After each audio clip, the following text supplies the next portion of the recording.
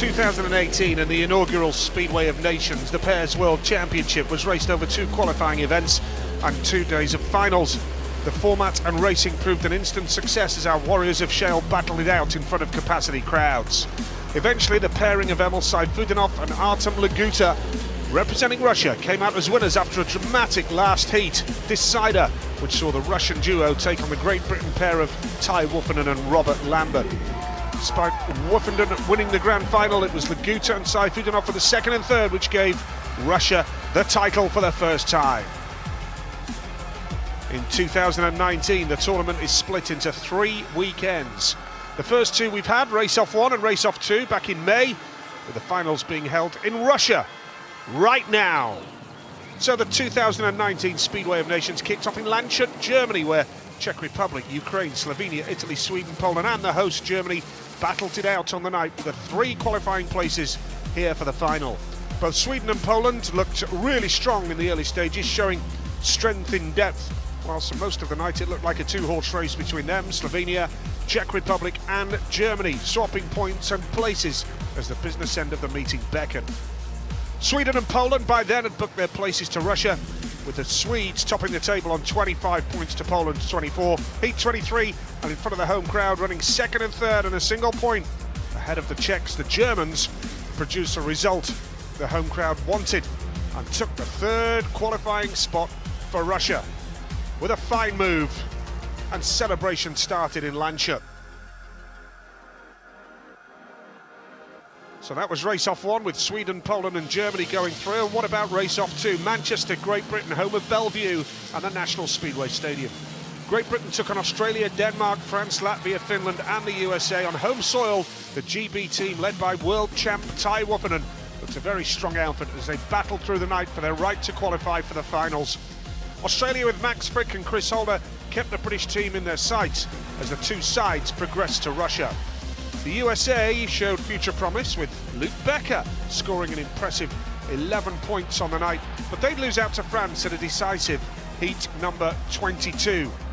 It's a shame for the Stars and Stripes, but France worthy winners. So heat 23, and it'd be France and Denmark who fought out for the 3rd and final spot to Russia. Denmark, led by captain Niels Christian Iversen, would win the final knockout heat and clinch 3rd spot on a night that belonged to the Great Britain's Speedway team.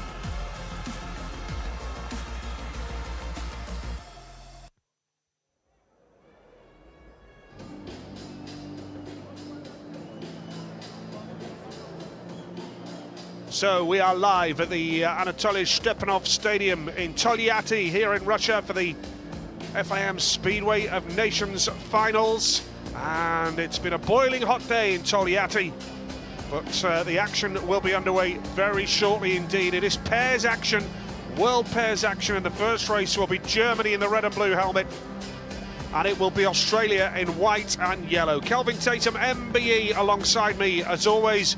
The final is here. It's here for the first time in Russia. World Championship Speedway comes to Togliatti, Kel. Yeah, really excited. There's no question that there's plenty of enthusiasm for this competition in this part of the world. Russia, of course, winning their first gold medals on shale last year. Quite remarkable. They have dominated the ice racing scene, of course, for decades. But there's no doubt that they are here. And they come into tonight as favourites. They're on their own backyard, and they've got to be looking good tonight. They know this place very well indeed, but there's no doubt over the next 2 days we're going to see some spectacular speedway action. Yeah, the action is about to get underway for the final of the Monster Energy FIM Speedway of Nations over 2 days, culminating in a grand final tomorrow. Heat 1 is on the way next.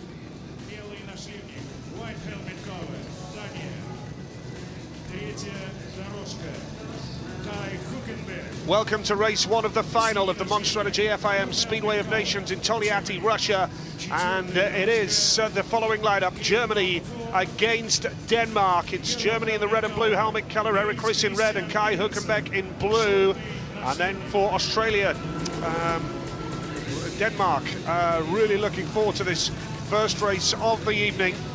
With Leon Madsen in white and Niels Christian Iversen in the yellow helmet colour. So it's Eric Riss in red, Kai Hülkenberg blue, Leon Madsen of Denmark in white and Niels Christian Iversen in the yellow helmet colour for Denmark. A reminder, it's over 2 days, this event, so a long way to go. 42 heats to decide the final 3 nations to battle it out in the closing stages. It's going to be a great 2 days, Kel. Yeah, thoroughly looking forward to it. Enjoyed it last year, of course, in Poland, in Wrocław. We've got the joint leader of the World Championship here, Leon Madsen, who has been a revelation this season so far.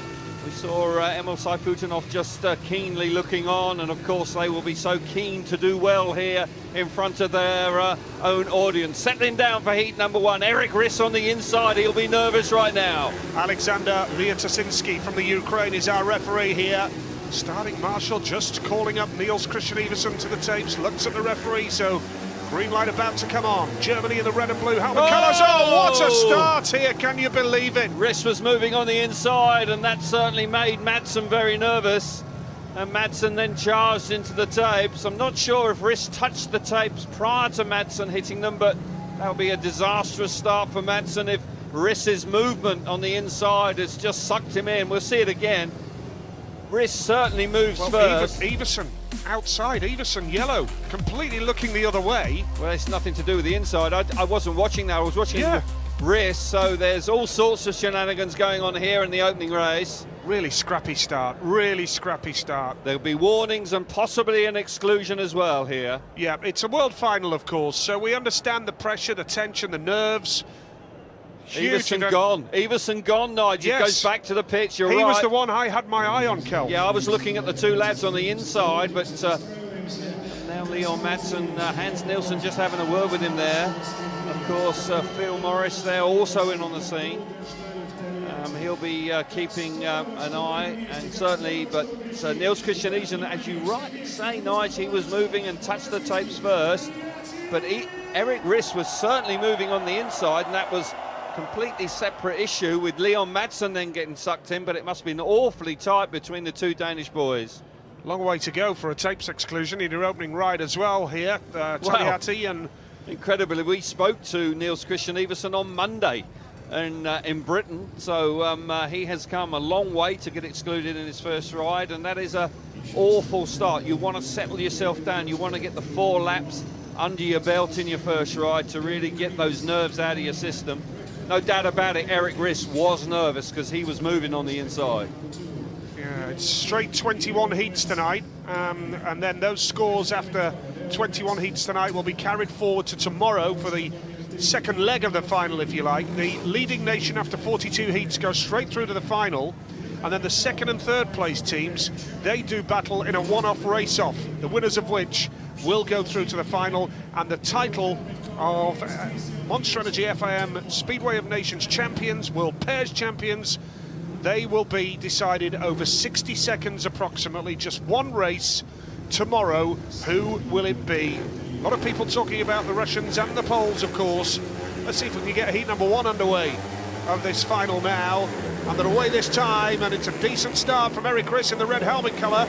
And down goes Hülkenberg. Yeah, looks like Leon Madsen was just there in the middle of the bend, and the red lights are going to come on here.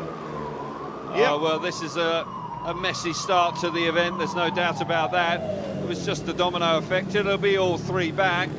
Leo Tosinski, the referee, I can't believe he'll exclude anybody for that. It was Madsen and Riss level pegging as they entered the first corner, and just Hülkenberg finds himself in an awkward position.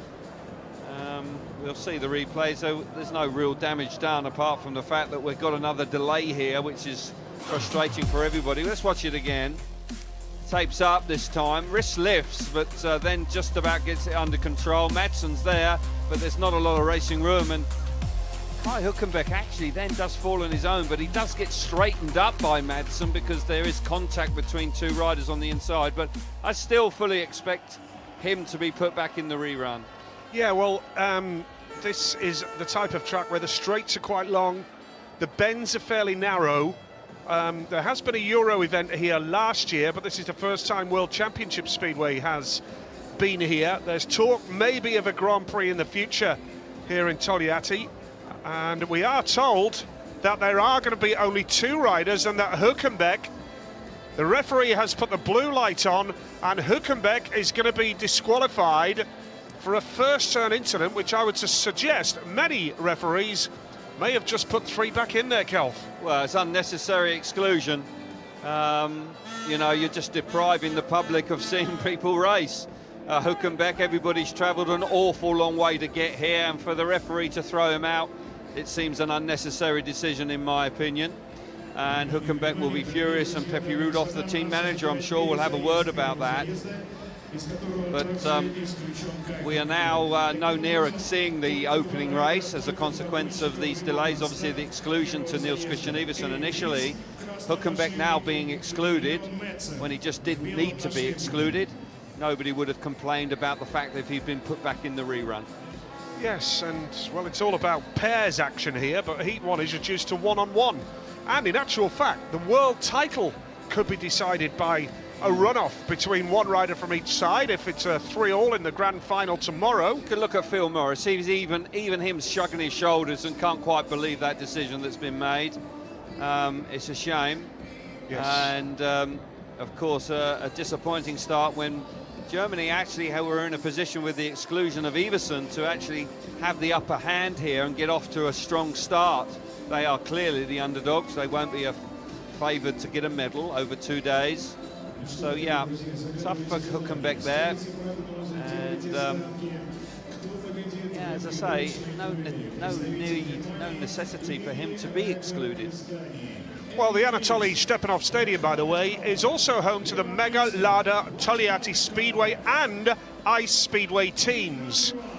Mega Lada are the current Russian Ice Speedway Super League champions, and Russia won the Ice Speedway of Nations on this very track in mid-February. So we had Ice Speedway here in mid-February, and now in the 3rd week of July we have normal speedway, if you like, conventional speedway racing.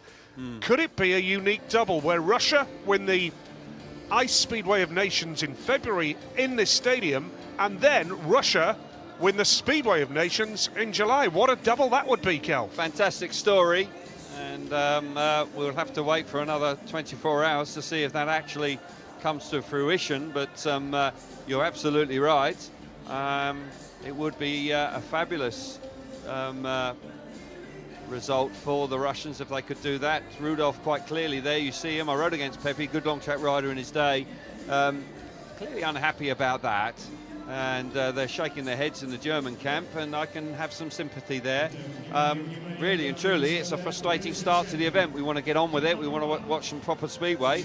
We're going to watch a match race effectively now between Denmark. The joint leader of the World Championship, Leon Madsen, will come out and come up against a very inexperienced Eric Riss at this level at Speedway, and Eric is already back out on tapes, but he's in the box seat here. He's got the inside gate, and I fancy the inside gate could be of some advantage in the early races. Yes, very much so. Eric Riss, who is a world champion himself, of course, like yourself, Kelv. He has the world long truck title to his CV. Terrific achievement. The man in the red helmet colour. Our UK viewers will be familiar with him with the Kings Lynn Stars, and he's recently just been added to the side up to the Red Bears as well. And by the way, just a quick mention, I know the Berwick Bandits back in the UK have action tonight at Shieldfield Park. They put the start time back half an hour, so I enable you to enjoy the Speedway of Nations on TV, and then if you are in the Borders area, head to Berwick for some live speedway at Shieldfield Park tonight. So a nice little touch there from the Bandits management. 2 riders only then. Here we go. Leon Madsen for Denmark, who was the only rider here earlier not to practice. He's obviously confident. He's in the white helmet colour for Denmark, and then it's Eric Riss off the inside gate in red. So Riss off the inside in red for Germany, and gate 2 in white. Leon Madsen, who's had a super season, and has settled into life as a Grand Prix rider quite easily. Well, yeah, like he's a duck to water. He's had a 1st, 2nd and 3rd in the first 3 Grand Prix. Joint leader, 47 points. Here we go, finally, 3rd time of asking. Yeah, 2 riders only then, and Riss tries to get across, but Madsen's made a nice start there and has clamped him down. That's a very tidy start for Leon Madsen of Denmark, and he's pulling well clear here as well. Unless there's any mechanical failures, this should be a fairly straightforward victory for Leon Madsen, who in the Grand Prix this year, is riding beautifully, has had a couple of dodgy rides here and there, but generally has really settled into life as a fully fledged GP rider, and of course he's European champion. Yeah, absolutely, and he finished second in the opening round of the European Championship in Güstrow in Germany very recently, so has got off to a decent defence there to his championship, riding nicely here, has got the legs on race, there's no doubt about that, but that's not really much of a surprise because Leon Madsen is one of the fastest riders in World Speedway right now, and they're into the last lap. Plenty of water on. It's a very warm day here, so it will be a challenge with the track preparation in the early races. But for Denmark, they're going to pick up 3 points, but not a disaster for Germany. 2 points, and they're only 1 point behind the leaders. And finally, heat number 1 is done.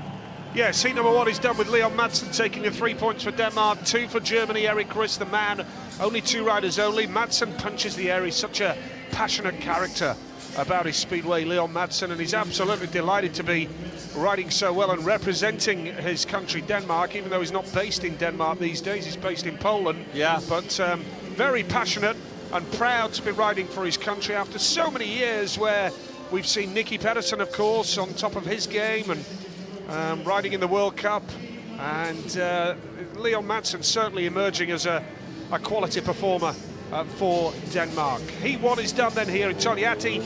It's a win for Denmark with Leon Madsen. Erik Riss second, 2 finishes only as Hülkenberg and Niels Christian Iversen were disqualified. So it's a 3-2 in favour of Denmark, and that was what it was all about, the start, Kel. Yeah, vital the start, and Leon Madsen just had the composure and the concentration to make sure he got the better of Erik Riss, who lifted quite hard actually off the start, and that cost him because then from that moment on it was all about Madsen just pulling further and further away. And once again Leon Madsen showing how much it means to him. Everything to him right now is just gravy, isn't it? It's he is having a marvellous season and is in great form, so he's delighted to have picked up the first win for Denmark, albeit he didn't have a teammate. This is going to be a great race, or we hope it will be. It's a great lineup. It's Australia in the red and blue helmet colours, and then we have Poland in white and yellow. Quite a lineup here. Jason Doyle rides in red, Max Frick is in blue for Australia, Maciej Janowski in white, and then it's Bartosz Smarslik in yellow for the Polish duo. Jason Doyle, by the way, of Australia in red, actually raced in the UK on Thursday night for Swindon, and then hot-footed it out here to Russia on Friday morning. So it was quite a schedule for Doyle. He doesn't like missing Speedway meetings. He's off the inside gate, the 2017 world champion. And then it's Maciej Janowski, gate 2 in white. Gate 3 in blue is Max Frick. And then the outside in yellow is Bartosz Smarslik. By the way, I can tell you as well that even though he's not in the side, Patrick Dudek of Poland has travelled here to support his side. Great team spirit. Patrick Dudek is here with the Polish riders to support his nation in the Speedway of Nations. Oh, here we go again. Well, that's Maciej Janowski, gate 2 in white, straight into the tapes. What on earth is going on here? Well, the nerves are getting the better of the riders this evening, quite clearly. We've had it in Heat 1, we're having it, and it's slightly more surprising when you've got the experience of Niels Christian Iversen and now Janowski on gate 2. Didn't look like there was any movement on gate 1 at all, so Janowski's done that clearly on his own, and a disastrous, and of course he's now, not only has he got an exclusion, he will also carry the warning for the rest of the evening, so he'll have 5 more rides with that warning. But for Janowski, who replaces Dudek, who is here, that is a nightmare start for him. Well, yes, because when you look at it, a lot of the experts are saying that it's going to be between Poland and Russia for this world title, so every point you drop can be costly.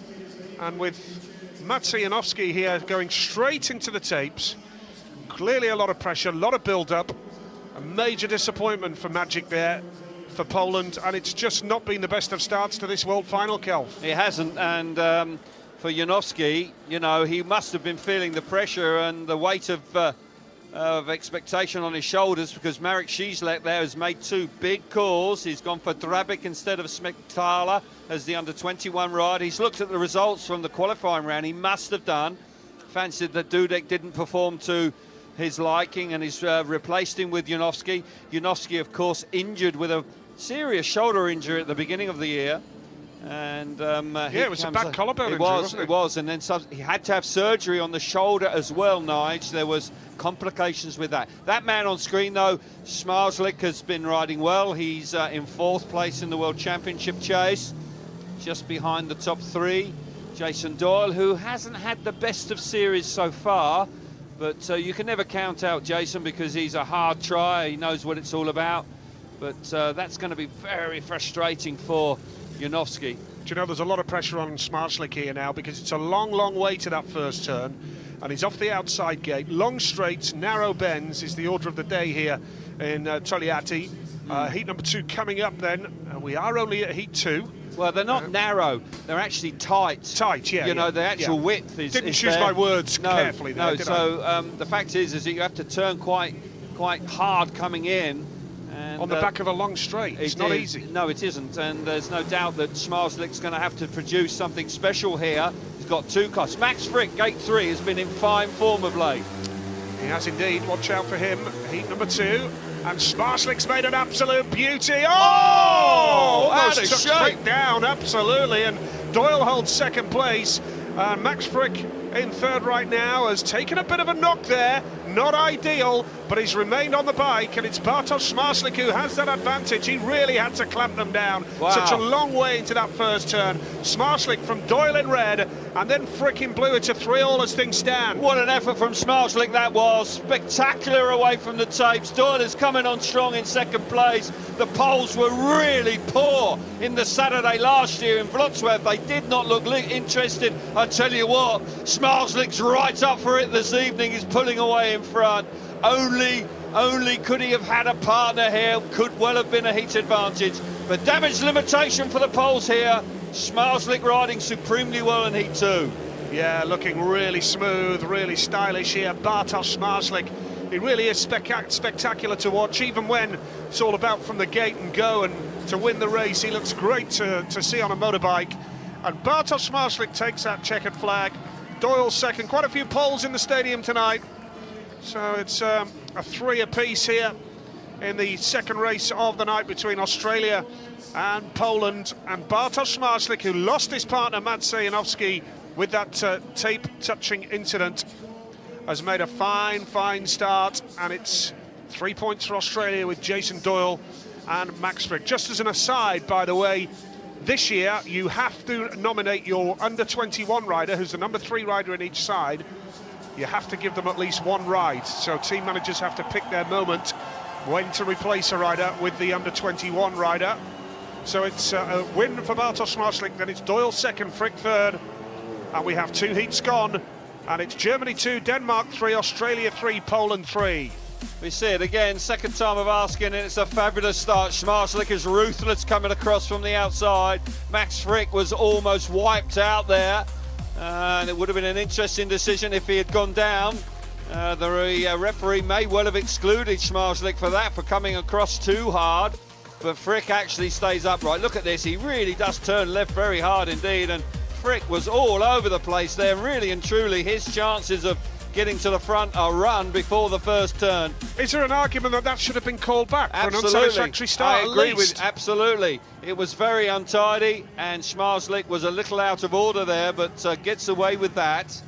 And it's unsatisfactory for me. Once again, the referee is making some strange decisions, and quite possibly, but Smarslik got away with it. But this is a big matchup early in the event, Nige. You've got the Russians out here against the Swedes. And I've got to say, Fredrik Lindgren and Peter Jung forged a great partnership in Germany in May. Yes. They did really well, and they won the event. They won the qualifier. And I wouldn't rule them out. They're the dark horses for me. It was a cold night, that, wasn't it, back on May the 4th in Landshut. Bit of a contrast to this one. Crowd rise here for their home duo. Emil Sayfutdinov and Артём Лагуta up against Freddie Lindgren and Peter Young. It's Russia against Sweden. Heat number 3 of the Monster Energy FIM Speedway of Nations World Final in Togliatti. And it is Sayfutdinov red, Лагуta blue for Russia. And it's Lindgren white and Young yellow for Sweden. Here we go, 3rd race of the night, and we're away first time. Now Lindgren's made a decent start. Can he get around the outside? There's no way through there. He's going to try and chop up the inside here. The lead is with Sayfutdinov for the Russians. And then Young coming around the outside for Sweden as well. Charging hard around the outside of Артём Лагута. Lindgren looks over his shoulder to try and do a bit of team riding here. It's a 3-all as things stand. Лагута will put the squeeze on Young as well, but it's a 3-all as it stands right now. Sayfutdinov out in front, super away from gate number 3, looking strong. Lindgren then did have a good look about, and he's aware that Young has ridden supremely well to get himself into 3rd place and relegate Лагута back to 4th place. Got to say, Lindgren coming on strong now. Not the easiest of tracks to overtake here. No question about that. Sayfutdinov knows this place very well, but Lindgren's fast in 2nd place. They're into the last lap. Now beginning to work it on. He's going to square that corner off, long straights, but again, difficult to overtake. A 3-all on the cards here. Tell you what, Sweden will be happy with that. Yes, that's a good result for the Swedes. They've beaten Артём Лагута, so Emil Sayfutdinov wins the race. He's in a great bit of form, one of the most popular riders in World Speedway right now. Well, the Grand Prix win in Sweden nights, no question, boosting his confidence, and the home crowd on their feet. They're delighted to see their heroes here in Togliatti tonight. Yeah, and we now have, 5 nations on 3 points apiece after 3 races of this world final tonight. And then we have Germany on 2 points after the first race. So it's Sayfutdinov the winner, Lindgren 2nd, Young was 3rd, 3 points apiece after heat number 3 here. And the only nation yet to ride are Great Britain. The GB Speedway team and Cook and Harris are standing by in the next race to face Riss and Hülkenberg. In fact, I can tell you straight away now that Alan Rossiter is bringing in Robert Lambert to replace Chris Harris straight away. Yeah, no surprise there. Lambert was sensational last year with Woofenden, and he rode brilliantly. So yeah, he's quite clearly wants to give the under-21 rider a run straight away. It's all about starting, and unfortunately for Chris Harris, he's not the greatest starter in the world. Overtaking is going to be at a premium tonight. You can quite clearly see the shape of this track. It's tight coming in, tight coming out. Going to be tough, but Sayfutdinov full of confidence, riding out of his skin right now. The Russian very popular, and starts off with a fine win, but Лагута there just got trapped, and Lyon actually rode nicely on the opening lap there to make sure that Лагута doesn't score. So Alan Rossiter making his move to bring in Robert Lambert straight away in the blue helmet colour to replace Chris Harris. It'll be interesting to see how Rossiter plays his programme tonight. I know he's got Dave Rowe alongside him, just offering his opinion with the programme. It'll be interesting to see how the tactics are played out for Great Britain. Craig Cook and Robert Lambert up against Eric Riss and Kai Hülkenberg, who was controversially excluded in his opening ride. Absolutely, and this is an opportunity for the Brits to get off to a good start here. They've got the inside gates, and there's no doubt that Eric Riss, although he's done 4 laps, he'll still be feeling the nerves. Kai Hülkenberg, of course, will be feeling nervous. He's got to come from the outside. So Robert Lambert, who rode so well with Woofenden in Wrocław last year, can he reproduce that again now? Can Britain get off to a good start here in the opening race for them? And they've made a decent start with Cook, who's just edged wide. Lambert trying the inside run, but charging hard in white. Eric Riss in the white helmet colour for Germany. It's a 3-all right now. Riss has that advantage. Lambert chasing his back wheel and almost clips it. How close did that get? Well, you can't get any closer. Of course, these two... Oh, no! Cook wipes out Lambert. Disaster in the first corner. In the second lap, 3 riders bite the dust there. Cook got it all wrong, hit the back of his teammate. Got to keep our fingers crossed that the riders are healthy and they can get to their feet, but I was just about to say that Riss and Lambert, of course, are teammates for King's Lynn Stars back in the United Kingdom, and they're going head-to-head tonight, but yeah, concern over the boys here. Yes, because it was at high speed there, in a crucial part of the turn. Hülkenberg is okay. That's good to it's see. Just the 2 British boys that we need to wait for. We need to see it again at some point, because quite clearly Cook has hit the back of Lambert, I was watching the action between Riss and Lambert, but Cook was then pushing. But there's been a misjudgment here, because there's no doubt that two riders are still being attended to. Riss out in front. He's had 2 restarts already, and he started well there. That was a good effort from the German. First step up into this arena. Of course, he's a world long track champion, but on the Speedway scene he's been making progress, but has never ridden for Germany in the World Championship. And with Martin Smolinski not travelling, he's got his opportunity. Yes, well, we are hearing it's Craig Cook who is excluded from the restart, and that's the least of our concerns right now. We're just hopeful that Robert and Craig are going to be okay, because they landed awkwardly, of course. Well, it was fast at the end of the back straight there, and they were up to top speed. Hülkenberg, well, he's had a tough start to the night. He's had an exclusion, and now he's found himself on his backside through no fault of his own. I think we can see it again, Kelv, any moment now. Hülkenberg walking away, and here's the moment again. Pretty ugly, this.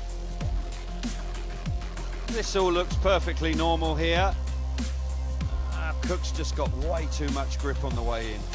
Oh. And just clouts the side of his teammate. No surprise that he's excluded. I don't quite know what's happening here, because he's on the racing line. It doesn't appear to be too grippy there. He's just got a load of grip. Bike set up quite clearly is set for lots of grip. Lambert there chasing hard. This is the opening lap. He comes in very hot.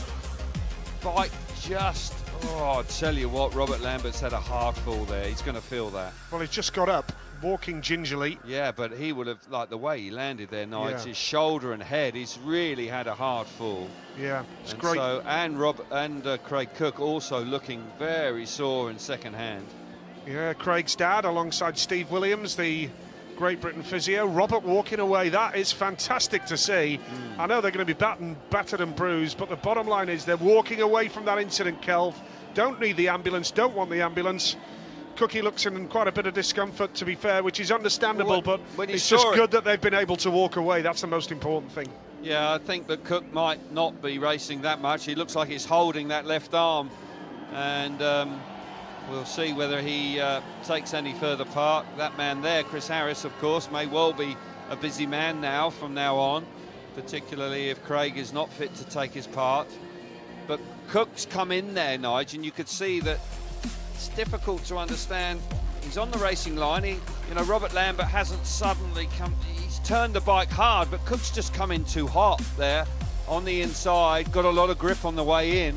Lambert, of course, is turning tight, because the turns are quite tight here at the end of the long straights, and unfortunate that he clouts his own teammate. So a disastrous start for the Great Britain team, and they're already the underdogs with no Ty Wolfenden in the team, and the captain, unfortunately, is excluded in his opening ride. That's a tough start for them.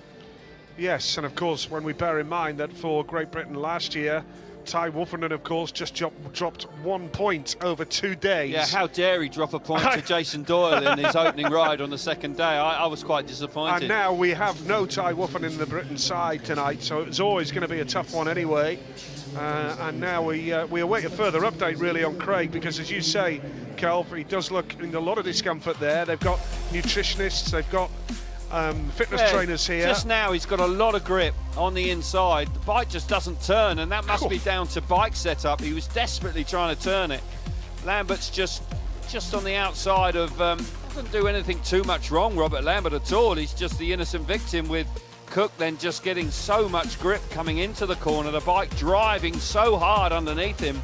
Now he's got his leg back, the bike's away from him. He's a passenger right there and can't avoid his teammate, and Hülkenberg does well to put the bike down, but no, not the ideal start. And for Cook, quite clearly, he's feeling that left arm is a concern. Look, he hasn't moved that very much at all. Yes, so he'll be checked over by the Great Britain physio here, Steve Williams, and then maybe a decision as to whether he needs hospital or whether he just sits it out for the rest of the night or whether he's able to give it another go. But quite frankly, I'll be surprised if Craig could come out again here. A bit of extra time will be needed for Robert Lambert. Do you know what? On the build-up to this meeting, this is not what I was expecting. It's been quite a messy, chaotic start to the event. You can't deny that, you know, with all the exclusions and restarts we've had. Track racing surface looked good pre-meeting, no doubt about that.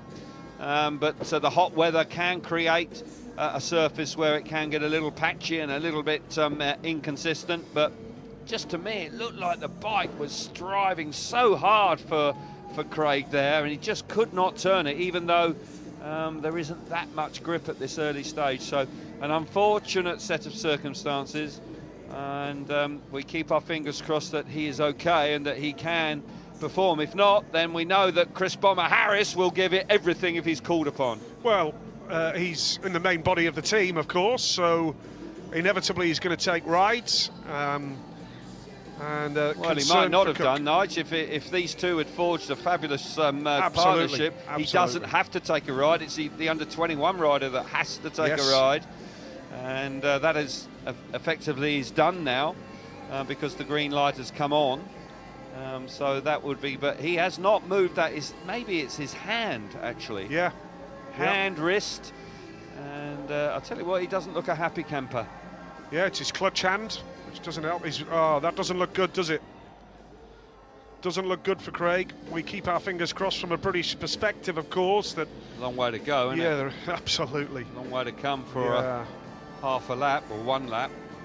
But these people are having to be patient because with one or two, the referee got it wrong, in my opinion, in E2. I didn't think that was right, but good to see Robert Lambert back on track and out on his spare bike. Spectacular crash. It was. Thankfully, he didn't land on his head or his neck. Well, he did, but he's obviously, because he's young. Not on his head, he didn't, did he? Yeah, he did. He gave himself a good whack on his head. Yeah, he went over, but he's young, Nigel, and he's got rubber for bones. And so when you get to our age, we'd still be lying there, mate. It's making my eyes water thinking about it. But absolutely. But we're back up at tapes, and Riss will be very keen to hit the front again. Can't beat a good bit of gaffer tape to repair your peak. Well, the duct tape, if you don't have a reel of duct tape with you in your box when you go racing, you may as well go home because you can't. Along with the dirtometer. Without the dirtometer and duct tape, you can't go racing these days.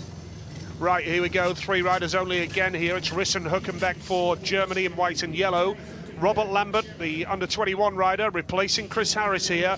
He is the only representative for Great Britain, so a lot of pressure on Robert, particularly when you bear in mind the crash he's just taken, which was spectacular in the extreme, after being clobbered by Craig Cook in that particular turn, and 3 riders only. And it's just great to see Robert ready to take his place, because that was a shocker. It was a shocker, and there's no doubt that he's going to play a pivotal part for Team Great Britain here this evening. Setting him down, he's on the inside gate. He's just got to get his nose in front when he gets to that first corner. Here we go then. We'll try again with heat number 4. And going into that first turn, Germany have made the better start here. It's a beauty for Eric Riss in white, and Kai Hülkenberg is coming around the outside. Robert Lambert in 3rd place right now in blue, but a miracle in itself to see him on a bike. I think that's fair to say. But Germany making it look comfortable here for them with Hülkenberg and Riss. And Hülkenberg, a former Kings Lynn rider, and Riss and Lambert are both current Kings Lynn riders. Well, how fast is Hülkenberg out in front? Very quick. You've got to remember, he hasn't done many laps. He had that exclusion in the first race. He is quick. And that is encouraging for Pepe Rudolph, the team manager. Eric Riss once again getting the better of Lambert. Lambert's all over Riss like a rash. He's desperately trying to find a way through.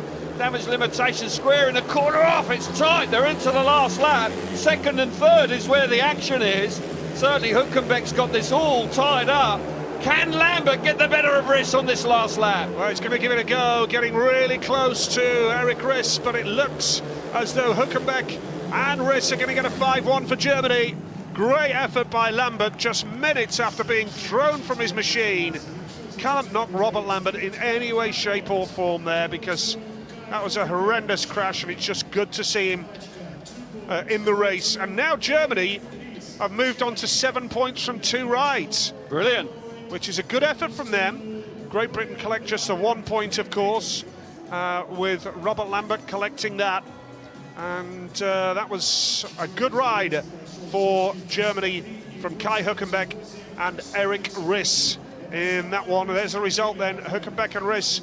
Third place, Robert Lambert, Craig Cook excluded, of course.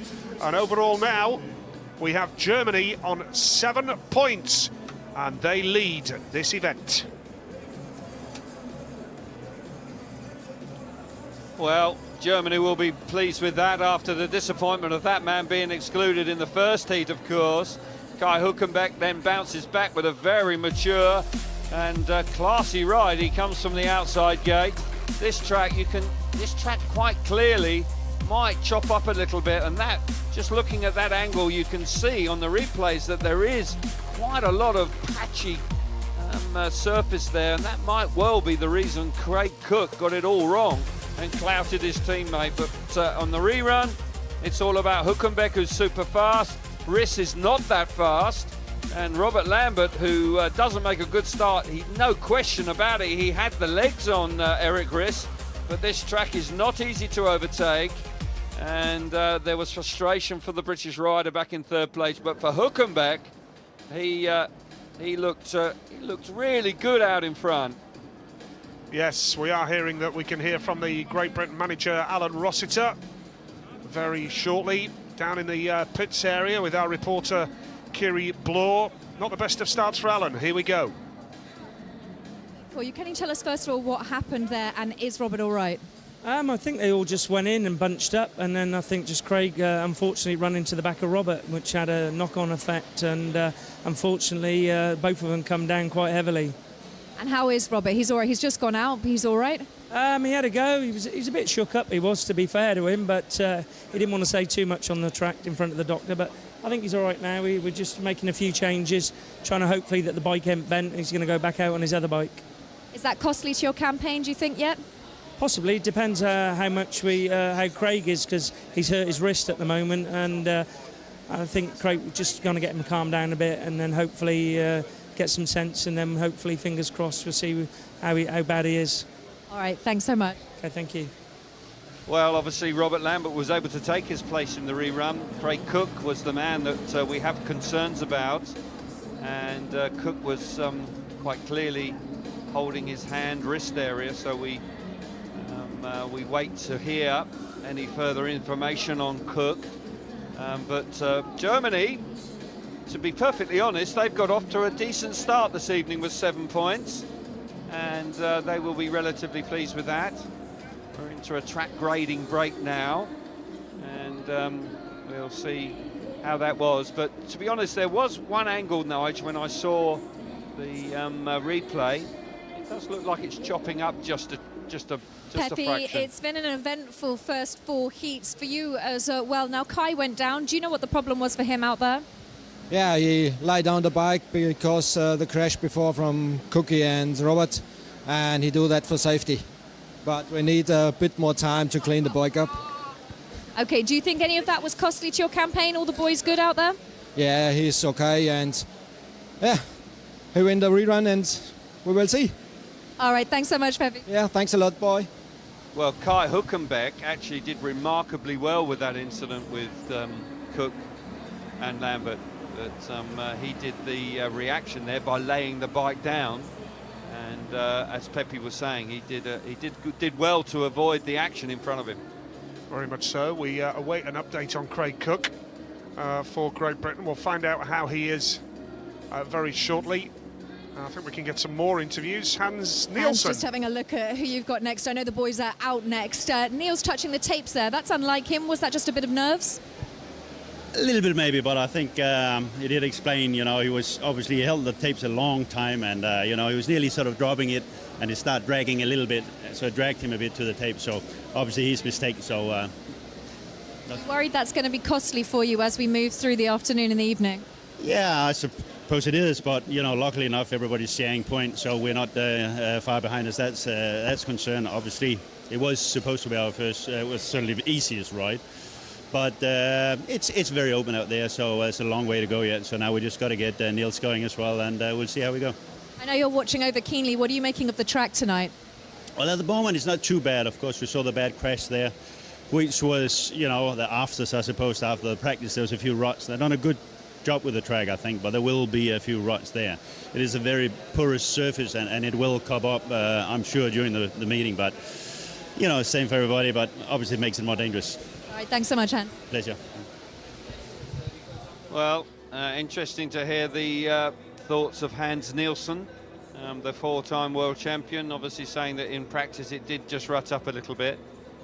Yeah, Togliatti is where we're at in the Monster Energy FIM Speedway of Nations. The Volga River, that's the city is on, and quite a sight. It's been a beautiful day around Togliatti today. It's been sweltering hot, which is a marked contrast to when the ice racing is here, of course, in February. And as you can see from the preparations in the build-up to this World Final, really has been a boiling hot build-up to the Speedway of Nations. The crates there, which the bikes arrived in, transported from all across Europe.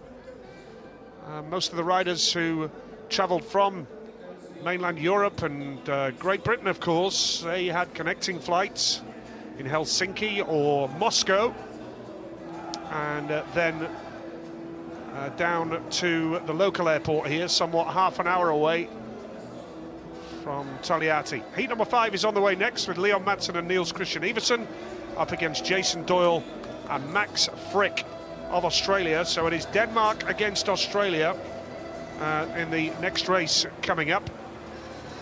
Heat number 5, Denmark in red and blue, Australia in white and yellow.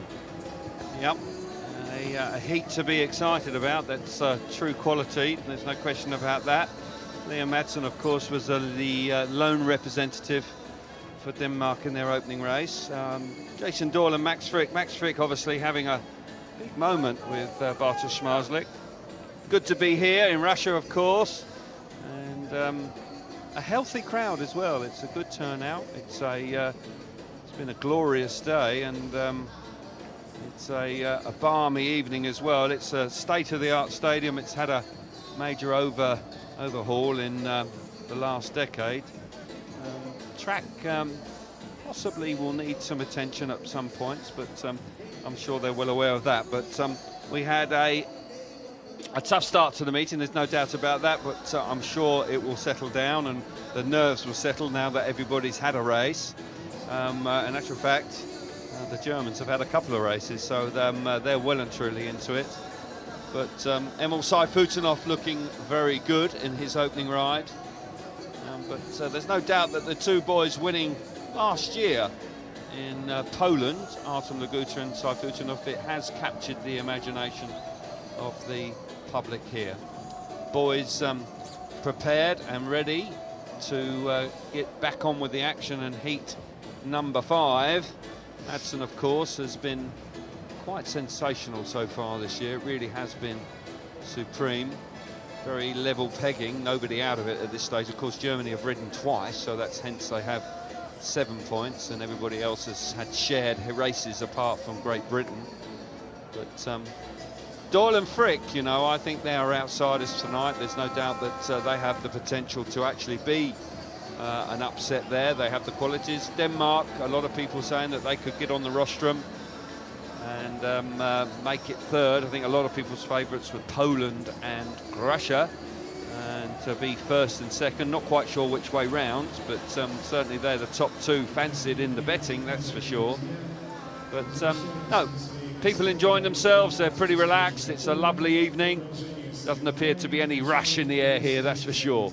No, a bit of extra track grading as well going on right now, particularly when you consider that incident with Craig Cook and Chris Harris.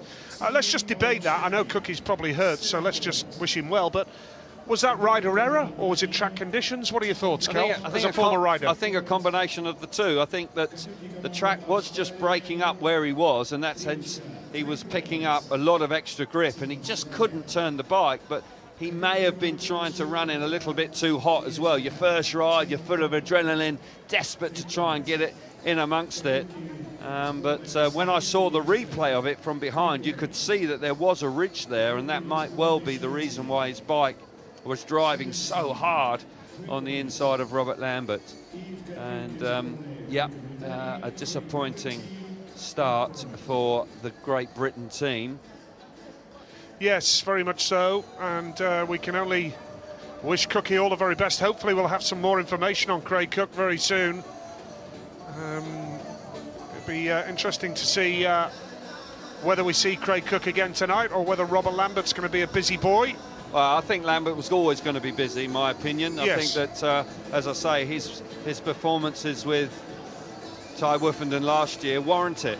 You know, he's the one that rides on the continent, and in all due respect to Craig Cook and Chris Harris, they don't ride on the continent these days. They don't ride in Poland. They don't ride against these riders on a regular basis. Lambert is the one, so I understand entirely why Lambert was out in the first race.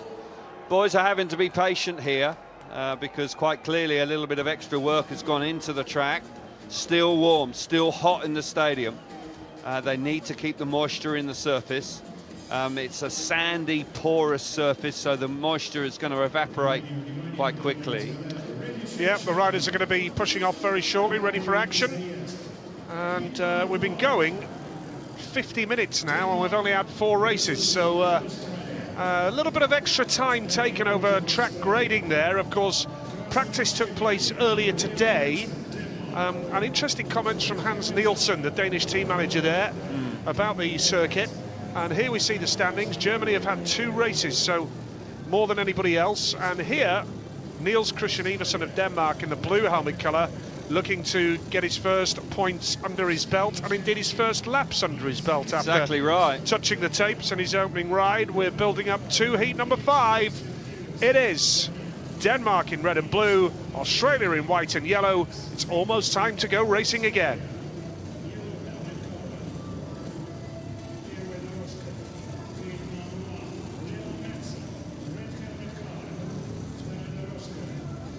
Sun setting in Togliatti, and here we go with heat number 5, and it's a good lineup, this one. Denmark against Australia, Madsen and Iversen for Denmark in red and blue respectively, and Doyle in white, Frick in yellow for the Australian side here. Heat number 5 it is. There's been crashes, there's been tapes exclusions. Well, we've had a bit of everything, haven't we? So far. We have indeed. A lot of responsibility on Max Frick here. Frick's coming out of gate 2 in the yellow helmet colour. He needs to get over the top of Madsen, stop Madsen on the inside and allow his teammate to come round. If you allow Madsen to hit the front, you won't catch him. He is so fast these days. Doyle on the outside, of course. He knows what it's all about. He's having the best of seasons. He's changed his camp around, but for Niels Christian Iversen coming off gate 3, this is a big moment for him. Touched the tapes in his first ride. He's got to behave himself this time. Yeah, Iversen saying that the referee just held the tapes too long. That was the reason why. Heat 5, and they're away. First time of asking this time, and look at that from the outside, running white. Jason Doyle, beautifully done. Frick's there in second spot right now. Perfect. Looking to block the challenge there of the man in blue, Niels Christian Iversen, and Madsen is the man in red here. A little bit of team riding needed, but the Danes all over each other at the back there. But Frick holding second spot. Doyle with the lead, Max Frick second. And the man in red is Leon Madsen in third place, charging hard for Denmark up the inside. He is indeed. What a start from Jason Doyle, the former world champion from the outside. Leon Madsen coming on strong, gets the better of Frick, charges up the inside. Madsen now, can he hang on to it? Yes, he can. Madsen again demonstrating superior speed to the opposition and surges through into second place. Doyle is riding a stormer in front, but Madsen, well, you can't relax when he's out there because he carries all that speed. Iversen at the back is having a difficult start to the Speedway of Nations, but a 4-2 to Australia, that'll do him.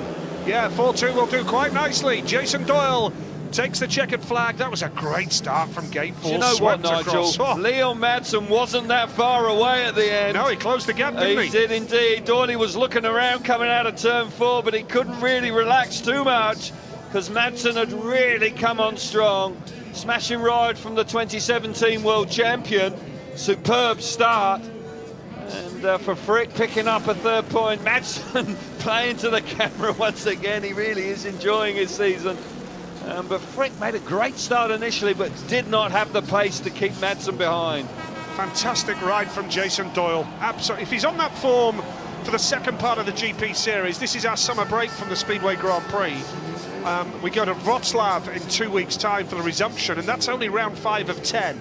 And if Doyle can get his act together like that right there, then he could claw his way back up the rankings for sure.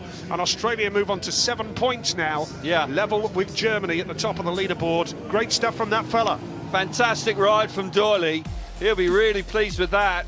Bike hooked in, dug in, drove hard to the first corner, but Frick also does a superb job initially as well to get the better of the Danish duo. Can't stay there, which is a surprise because Frick rides at Bellevue and he rides in Wrocław on the continent in Poland as well, so he's well accustomed to riding on fast tracks.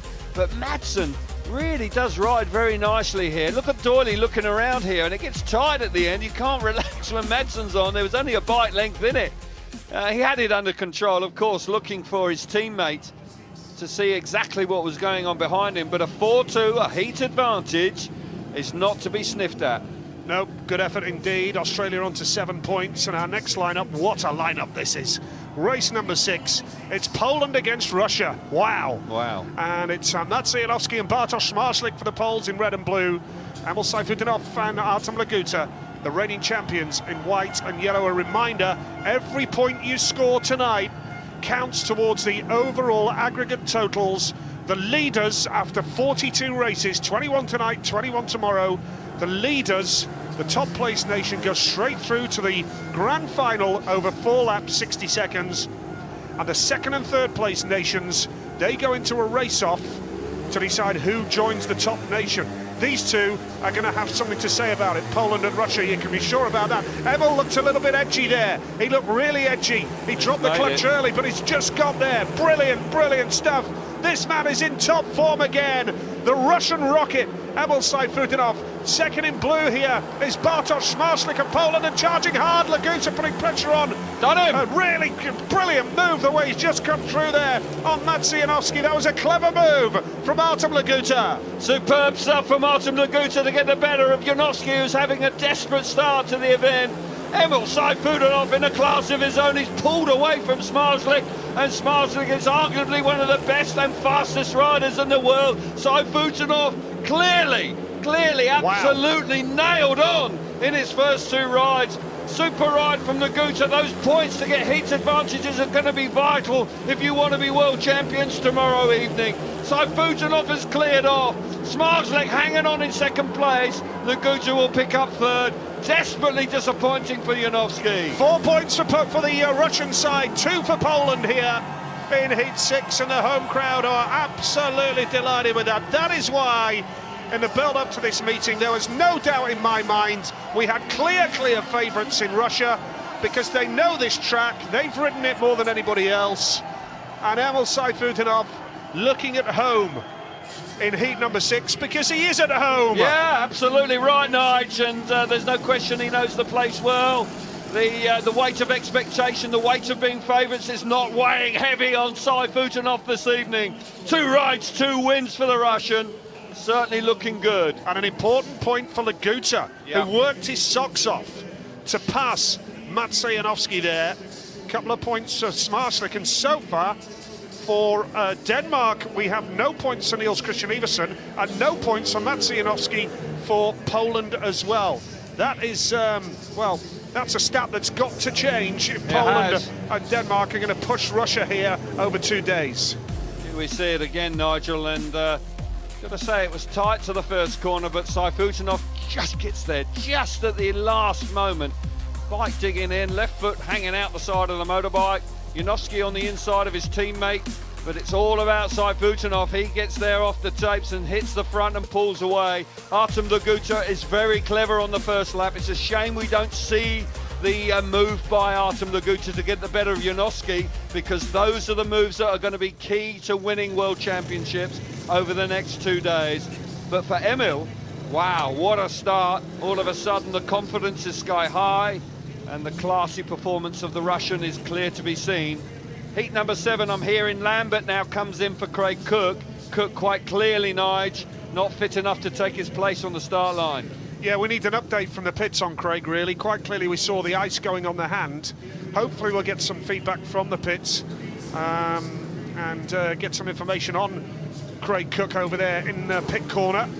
Robert Lambert and Chris Harris, so it's an outing for Chris Harris, and you know he'll never let you down. He'll give it 100%, Chris Harris. Freddie Lindgren and Peter Young for the Swedes here. So it's Lambert in red, Harris in blue for Great Britain. Chris Harris, who has ridden many times in the World Cup, over 100 Grand Prix appearances as well for Chris Harris. It's Britain against Sweden, and who's going to get there? The Swedes have made the start, and they look as sweet as you like down that back straight.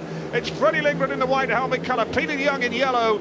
Lambert is charging hard in third with Harris at the back right now. It looks like 5 points for Sweden here, unless Lambert can land a blow somewhere. Super stuff from the Swedes away from the tapes. Got to say the Brits just missed out there. They just didn't quite get away as they would have liked. Harris is out the back. Robert Lambert quite clearly feeling the effects of that incident with his teammate early on. He's coming on strong there. He's right on the pace. Certainly Harris is now tailed off. He's not quite at the races, but for Freddie Lindgren and Peter Young, this is a great effort from them. Again, not really fancied for a top 3 over 2 days, but got to say that they've got every chance, and a 5-1 here really is very useful indeed. Yeah, terrific ride from Sweden here. Harris trailing at the back, and Lambert, who is in some discomfort, I can tell you. Robert Lambert is suffering from some discomfort in the neck after that crash a little bit earlier on tonight. No surprise, Nigel. Yeah. When you saw the way he fell, there's no doubt that he's going to be feeling the full effects of that. A hard fall, and the Brits really are feeling a bit beaten up at this early stage. A lot beaten up, because Cook has got a wrist injury, Kelv. Yeah, exactly. And that's bad news for Kings Lynn as well. They've got a big meeting on Thursday against Peterborough, when 6 of the 7 Premiership clubs are riding. So that's going to be a concern for Peter Schroek, the Kings Lynn manager right now. But here, Sweden lead the way on 8. And Great Britain, well, you have to have sympathy for those boys. It is just not happening for them. 2 points for Great Britain so far in after 2 races for Great Britain. 7 on the night. Lindgren looking very, very impressive. Yeah. 5 points from 2 rides, Kelv. Yeah, very good indeed. He was actually very quick in his first ride, but just couldn't find a way through. This time from gate 4, Freddie Lindgren comes charging across. Peter Young from gate 2 gets there first. A little out of shape. There's quite clearly a few ruts on that first corner where you've got to be on top of your game to make sure the bike doesn't get away from you. There, just momentarily, it just straightens up there, but he hangs on to it. His teammate is around the outside, and from that moment on, they dominate proceedings. Lambert tries everything he knows, but for Freddie Lindgren, as you say, 8 points for the Swedes, a solid start from them, and the way they rode in the qualifiers, you've got to say that they could well be a surprise package. This is going to be a really tight championship. Yeah, so our information, Jamin Lidzi is the reserve coming in for Max Fricke. You have to bring in an under-21 rider at least once. But just to clarify for Great Britain, Robert Lambert, we are told, riding with discomfort in his neck, and Craig Cook with a wrist injury. And that in their first outing over a 2-day world final. Dear, oh dear. Not ideal. You just wonder whether maybe it might have been better to wait till later, but Mark Lemon has gone with the under-21 boy this time. Yep, and the lineup is Eric Chris and Kai Hülkenberg in red and blue for Germany, and it's Jason Doyle and Jamin Lidzi in white and yellow. I'm told that Mark Lemon and the Australians had a real battle to secure their visas to get out here. It was a really prolonged process for Australia with the visa issue. Whoa. And that's a tidy start from Lidzi, and Doyle is there as well around the outside run, really putting pressure on Eric Chris, and they're on a 5-1 Australia here. This is nice from the Australian boys, with Lidzi, the under-21 reserve, coming in for Max Fricke here. Doyle will look over his shoulder, you can be sure of that. He'll try and shepherd Lidzi round if shepherding is what Lidzi needs, Kelv. He doesn't. They're fast, Nige. He doesn't. He was absolutely superb away from the tapes. I was suggesting that maybe they should wait until later when they meet the Great Britain team that are so beaten up, but they don't need to. This youngster's come in to join his vastly more experienced partner in Jason Doyle, and the Aussies are absolutely dominating the heat. The Germans are nowhere, and this is exactly what the Australians needed. They're looking good tonight. And along with the Swedish team, sometimes they've been overlooked coming into this event. But Doyle And Max Frick and Jamin Lindsay, what a performance from these two boys. Yeah, superb stuff. Doyle now with 8 points out of a possible 9. Riding beautifully there, Jason Doyle. Jamin Lindsay joins him. It's a big 5-1 for Australia on the outing for their under-21 rider, remember. Excellent from Australia, getting the better there of the Germany side with a 5-1. Germany now move on to 8 points, but Australia now lead the meeting on 12. Good effort. It is, of course, the early stages because it's all over 42 heats today and tomorrow to decide it. But Eric Riss getting third there and Hülkenberg at the back. 5-1 to Australia. And now the standings, Australia 12, Germany 8. But, of course, Australia and Germany have ridden one more outing than the rest of the teams.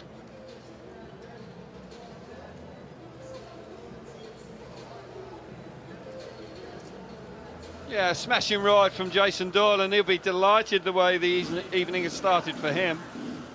He hasn't always been quite at his best this season, but here in the Speedway of Nations, we do know that he's an immensely proud Australian, and is always very determined to do his very best when he represents his country, and so far he's doing it. But what a performance from Jamin Lindsay here, coming in absolutely superb away from gate number 2. And I was thinking that maybe it was the wrong move by Mark Lemon, but the absolute reverse is the case. And the youngster who rides for the Aces, the Bellevue Aces in Manchester, has ridden a stormer here, and they have blown the Germans away. And that's a very useful 5 points for Team Australia. Eric Riss there just reflecting on that last ride and is not quite as happy. No, very much so not. Crowd just have enjoyed 8 races now of the 21 in this grand final first leg here, day 1 of the Monster Energy FIM Speedway of Nations finals. Day 1 of 2. We're back tomorrow for more action here in Togliatti. Do you like that hairdo, Nige? Oh, I could handle that, yeah. Yeah. Well, I'm grateful for any hair. I was going to say, it's not quite the same as yours, is it? But there we go. But no, it's good to see plenty of enthusiastic fans here. Of course, when they come to this stadium in the winter time, it's not quite the same temperature. It's probably, instead of being plus 30 degrees, it's probably near a minus 30 degrees when they do the ice racing here. Really is quite a dramatic change in the weather, but at this time of year, it's gorgeous. And although it is a long way from home, I've got to say there's an awful lot of people here enjoying themselves. Yep. So the Australian team manager is Mark Lemon, who's with Kiri now.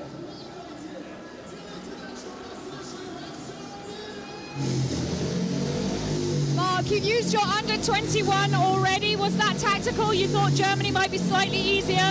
Well, you caught me studying the program before, so yes, it was. We planned on, obviously Germany got off to a good start, but I just felt that was the right time to get our young guy in early, because you don't want to leave it too late, because the boys can be hanging around the pits going stale. And the boys are riding well, good pairs riding out there. That's the name of the game, so as long as they can keep it up, which I feel they can, it's looking good. All right, we'll leave it there. Thanks, Mark. Yeah, well, Mark Lemon made a really good call there, and I agree with what he says there. It can be difficult if you have to stand around for long periods of time and then suddenly you're called upon, so it's work to treat. But the way that Jamin Lindsay dropped the clutch there, Nige, he was really sharp away from the tape, so he'll be pleased as punch, and if he's called upon again, then who knows, he'll feel excited about that prospect. But Australia, well, they've got the credentials. Max Frick and Jason Doyle, particularly Doyle, leading from the front. When you've got a rider in that sort of form, to be perfectly honest, anything is possible. I'll be interested to hear if we get any more feedback from what happened in the Great Britain camp, particularly about Cook. That is quite a key situation there, because if Cook can't ride again, it's going to put a lot of pressure on Chris Harris to really get up to speed. Yes, and heat number 9 will be coming shortly. A little bit of track grading continues after heat number 8 here. 21 races tonight, no final, no grand final if you like. That's all for tomorrow to decide that. And we await news on the Great Britain boys. We've seen that Craig Cook has been having ice treatment on his wrist. Let's hope that it's just as a precaution and that there is nothing broken there. It was a hard crash though. Dreadful. And it was high speed at the end of the straight at almost top speed. Yeah, you will keep our fingers crossed. I'm sure in the course of time we will find out. And we'll bring that information to you as soon as possible. Impressed with the way the Australians have started, very impressed, as have I been with the Swedish team. Yes. Both of them were not considered potential winners, not at all, but when you look hard at what they've been getting up to, if they hit top form over the next 2 days, then anything is possible here, and this championship potentially could be wide open. These two lads, Лагута and Сайфутдинов, are the favourites. He's not at his best yet, is he, Artem? But that was an encouraging ride for him last time, Nige. He wasn't in it. He's made a good pass. He's not renowned for his overtaking, and it was a vital overtake. The heat advantages, 4-2s and 5-1s, are going to be the reason you win the World Championship. Which they won last year in Wrocław in Poland. And the reigning champions defending their title in their own backyard in Togliatti. Proud moment for both of them. I'm sure they're really delighted. Of course, Лагута won, certainly qualified for the Grand Prix Series here in the GP Challenge 2 years ago, so he knows it well. And of course, Sayfutdinov has lots of experience of riding in the league here, so there's no doubt that coming to this track, they feel very comfortable. Russians just now preparing for the upcoming race. Now they're in heat 10. Excuse me. I just wonder whether they may use Gleb Chugunov in the next one against Team GB in Heat 10. I like him, Chugunov. I do. Good rider. He rides for Wrocław in Poland as well. Yeah, he'll be chugging along. He will be. Well, he'll be hoping to do a little better than chugging along, because but he certainly has. Thomas the Tank. Thomas the Tank is not quite what's required at the Speedway of Nations, but you could try. But certainly it might be an opportunity for Chugunov and the under-21 rider to get that ride in. Yes, so heat number 9 coming up, and Maciejowski, this man in red, has yet to score a point for Poland, and that could be costly in the final reckoning. He's got to get his name on the scoreboard sharpish. They have Maxim Drabik as their under-21 reserve, who's got to take a ride at some stage, but heat 9 is on the way next.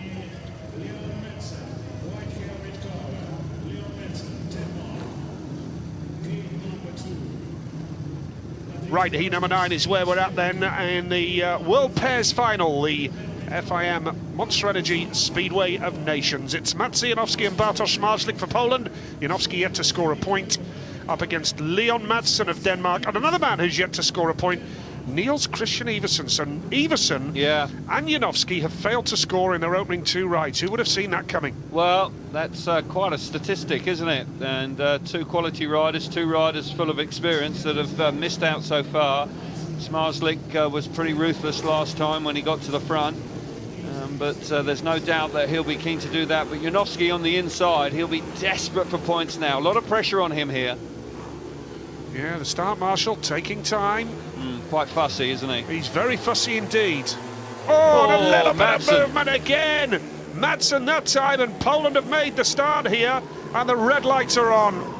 Goodness me. But you know what, Madsen moved, but he penalised himself, so the red lights again, this is the inconsistency of refereeing, Kel. Yeah, it's not good enough. And the referee didn't need to put the red lights on there, because Madsen moved early, but then actually didn't make a good getaway. You see him moving there. It's head on. It's difficult when it's head on, but we know he moved early, but he actually doesn't get away cleanly. You see him move there, then he stops. He's off balance. He's missed it. So why didn't the referee look at this then and see that Poland were on a 5-1? He's panicked, isn't he? Just let it go. He's panicked. It's not he hasn't got enough experience or composure. And when you see Smarslik and Janowski getting to the first corner like that on a 5-1. They're only actually benefiting Denmark now, because Denmark have got the second chance, and it could well be that Leon Madsen gets to the front next time. Which isn't fair then, is it? No, so it's a poor decision. Surely there needs to be some sort of uniformity on a situation like that. You can't have one referee with one policy and another referee with another policy, which clearly is the case here. He just needed to just wait a second or two to see how it developed, and it developed in favour of the Poles. But as we know, and Leon Madsen is such a you know, fast customer this year, it wouldn't be a surprise at all that if Madsen hits the front and wins the rerun. So effectively now you are benefiting the rider that actually has caused the delay. Doesn't make any sense. Yeah, so heat number 9 coming up then, the second time of asking how ironic it would be if Madsen was to make the perfect start and win the race. He's on a warning. Well, yeah, but the bottom line is he's still allowed out again to try again. Yeah, exactly. So, and you know, it wouldn't be a great surprise if he does win the rerun. Nothing against Leon. We like him, don't we? He's been a great rider in the GP. Yeah, it's been a refreshing for the series. Yeah, addition to the series, right? But now with the poles on a 5-1 in the first corner, it's pulled back. That man could quite possibly, with a second chance, hit the front and deny the poles. So yes, it's a tough one. But Alexander Liatosinski is the referee from the Ukraine, and this man, Leon Madsen, then set to go again. How often does it happen where, well, you see a rider making a hash of the start and then in the rerun out again? I don't know. Is he showing the warning to the wrong one? A little bit of confusion on the start line. Matsianovsky and Bartosz. I thought there was going to be a fight on the start line then. Leon Madsen. That would have livened it up. Yeah, and Niels Christian Iversen. Here we go. Yeah, P number 9, here we go. And Poland have got there again that time. And Madsen is at the back. The lead here early on is with Bartosz Marslik. Around the outside comes Niels Christian Iversen and gets the drop on Matsianovsky. Madsen now putting pressure on Janowski. Oh, Iversen really close to the back wheel. And Bartosz Marslik there. Poland on a 4-2 right now. They are indeed. Marslik again, superb away from the tapes, but Iversen looking very threatening in second place.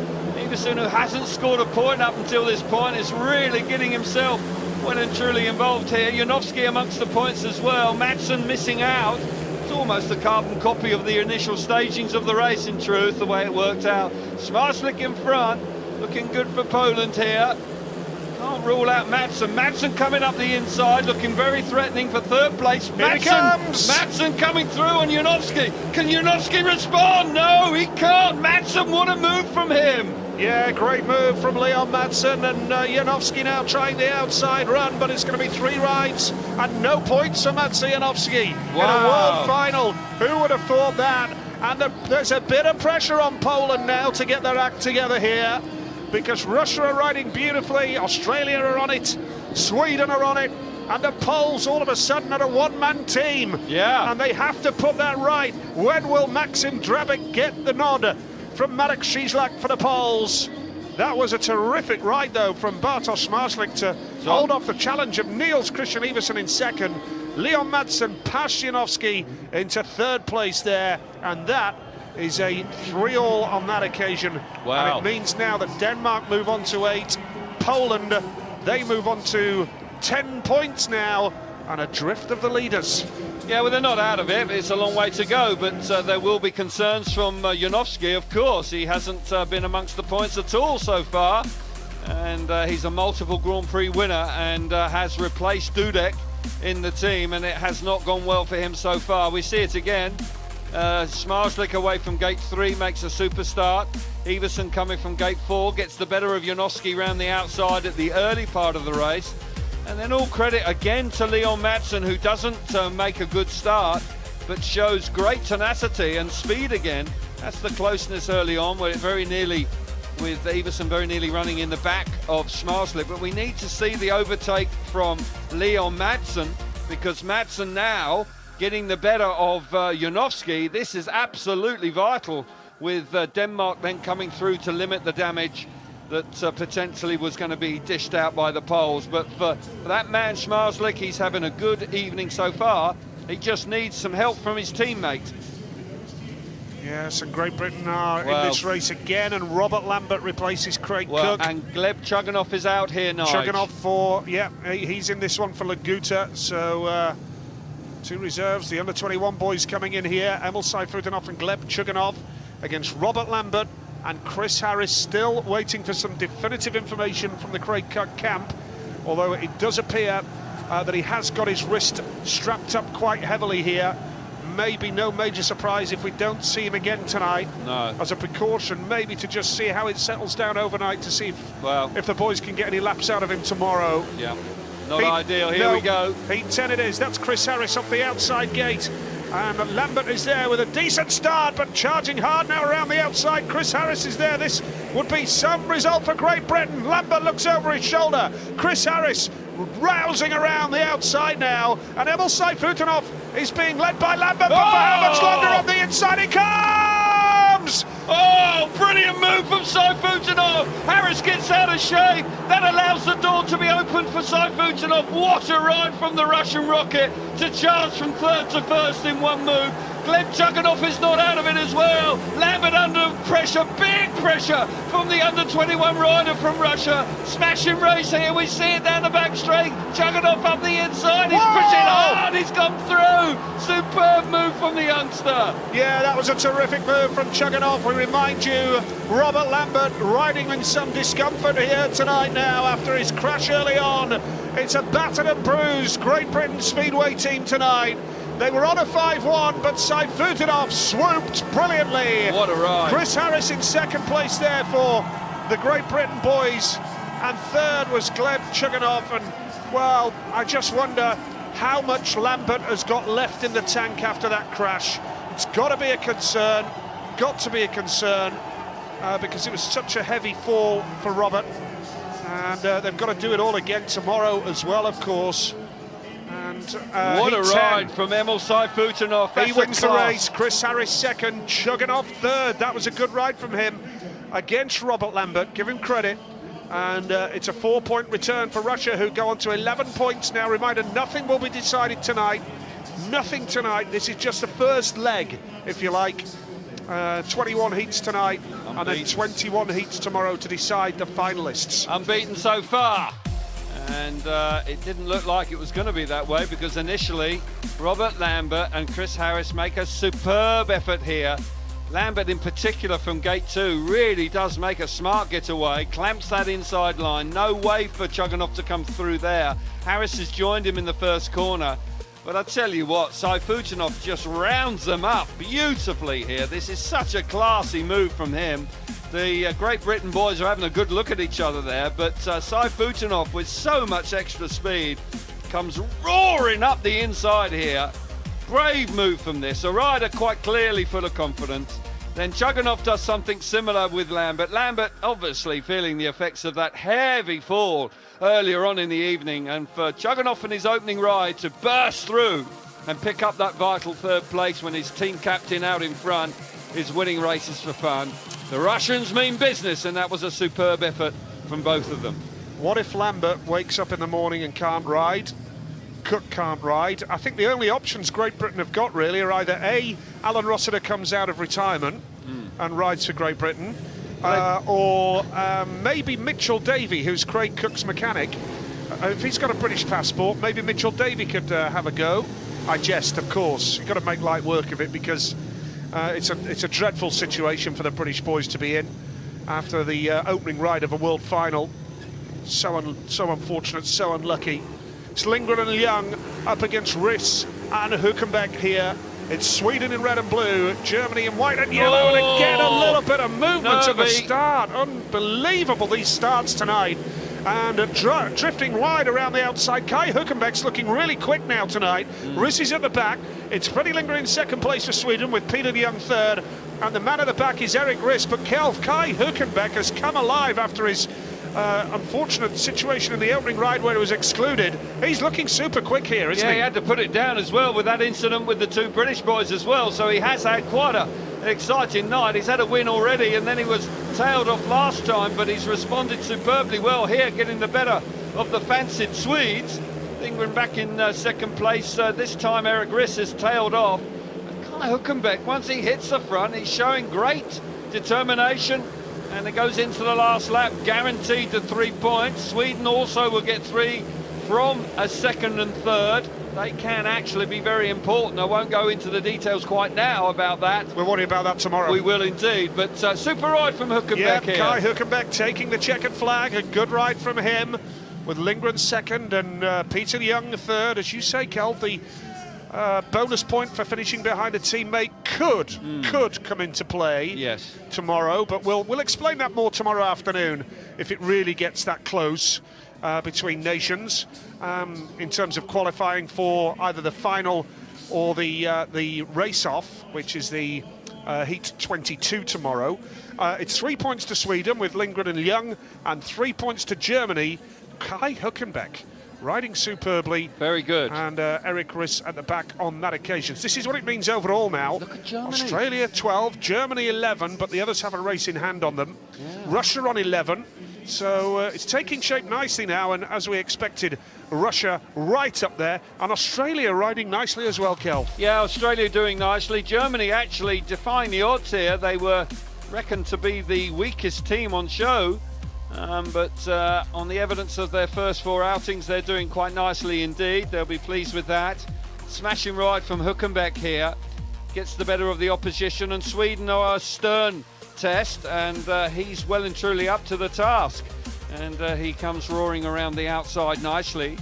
Peter Jung there in the blue helmet colour just gets beaten to the first turn by Hülkenberg. Riss this time misses out. Freddie Lindgren having a good look round. That's when you see riders looking for each other. That's what the team aspect is all about, when riders look right and left, trying to see where the opposition, and more importantly probably their teammate as well. But for Hülkenberg, he didn't need to look back. He knew he was out on his own, and he picked up the vital 3 points. When did you last ride a Speedway bike, Kel? A couple of years ago, Nigel. So we quick? I wasn't too bad, but probably not quite ready for World Championship. I don't mind commentating on my own tomorrow if you want to ride for Great Britain, help the boys out. I don't know if I'll get in with Kevlars though, mate. Yeah. Although they do give a little. I think they may have to give quite a lot. Yes, heat number 12 is coming up, and it's quite a lineup. This is Denmark against Russia. Madsen and Iversen up against Sayfutdinov and Laguta for heat number 12. Laguta back in here. Chuganoff has taken his ride. That's compulsory. Did well. After bringing the under-21 rider for a ride in the Speedway of Nations. Just quickly on Laguta, he's changed his equipment here. Very clean. A nice clean bike that he's coming out on. Quite wants to give this one a run. Hasn't been getting off the start. He's renowned for his starting ability. And if he can join Sayfutdinov here from gate 2, with Sayfutdinov going from gate 4, then they will be chuffed to bits. Not an easy race, of course, because Niels Christian Iversen and Leon Madsen, well, you can't mess with them. Yep, heat number 12 coming up it is then. Madsen in red and Iversen in blue. And taking shape quite nicely now, the Monster Energy FIM Speedway of Nations. Australia riding well on 12. Still close though, isn't it? It is very close, yeah. Very little to choose between the teams. Great Britain on 4, but the rest of them, there's only a couple of points between all of them. Yeah, Madsen on a warning, remember. Iversen's already had an exclusion for touching the tapes. This year, by the way, if you are warned on the Saturday, that does not carry over to day 2. It's the slate is wiped clean on a Sunday. I like that. I think that that was too penal to carry it for so many heats, particularly if you had a warning in your opening ride. To carry that for 12 or 13 heats seemed a bit draconian, so I think that's been a good reaction from the authorities.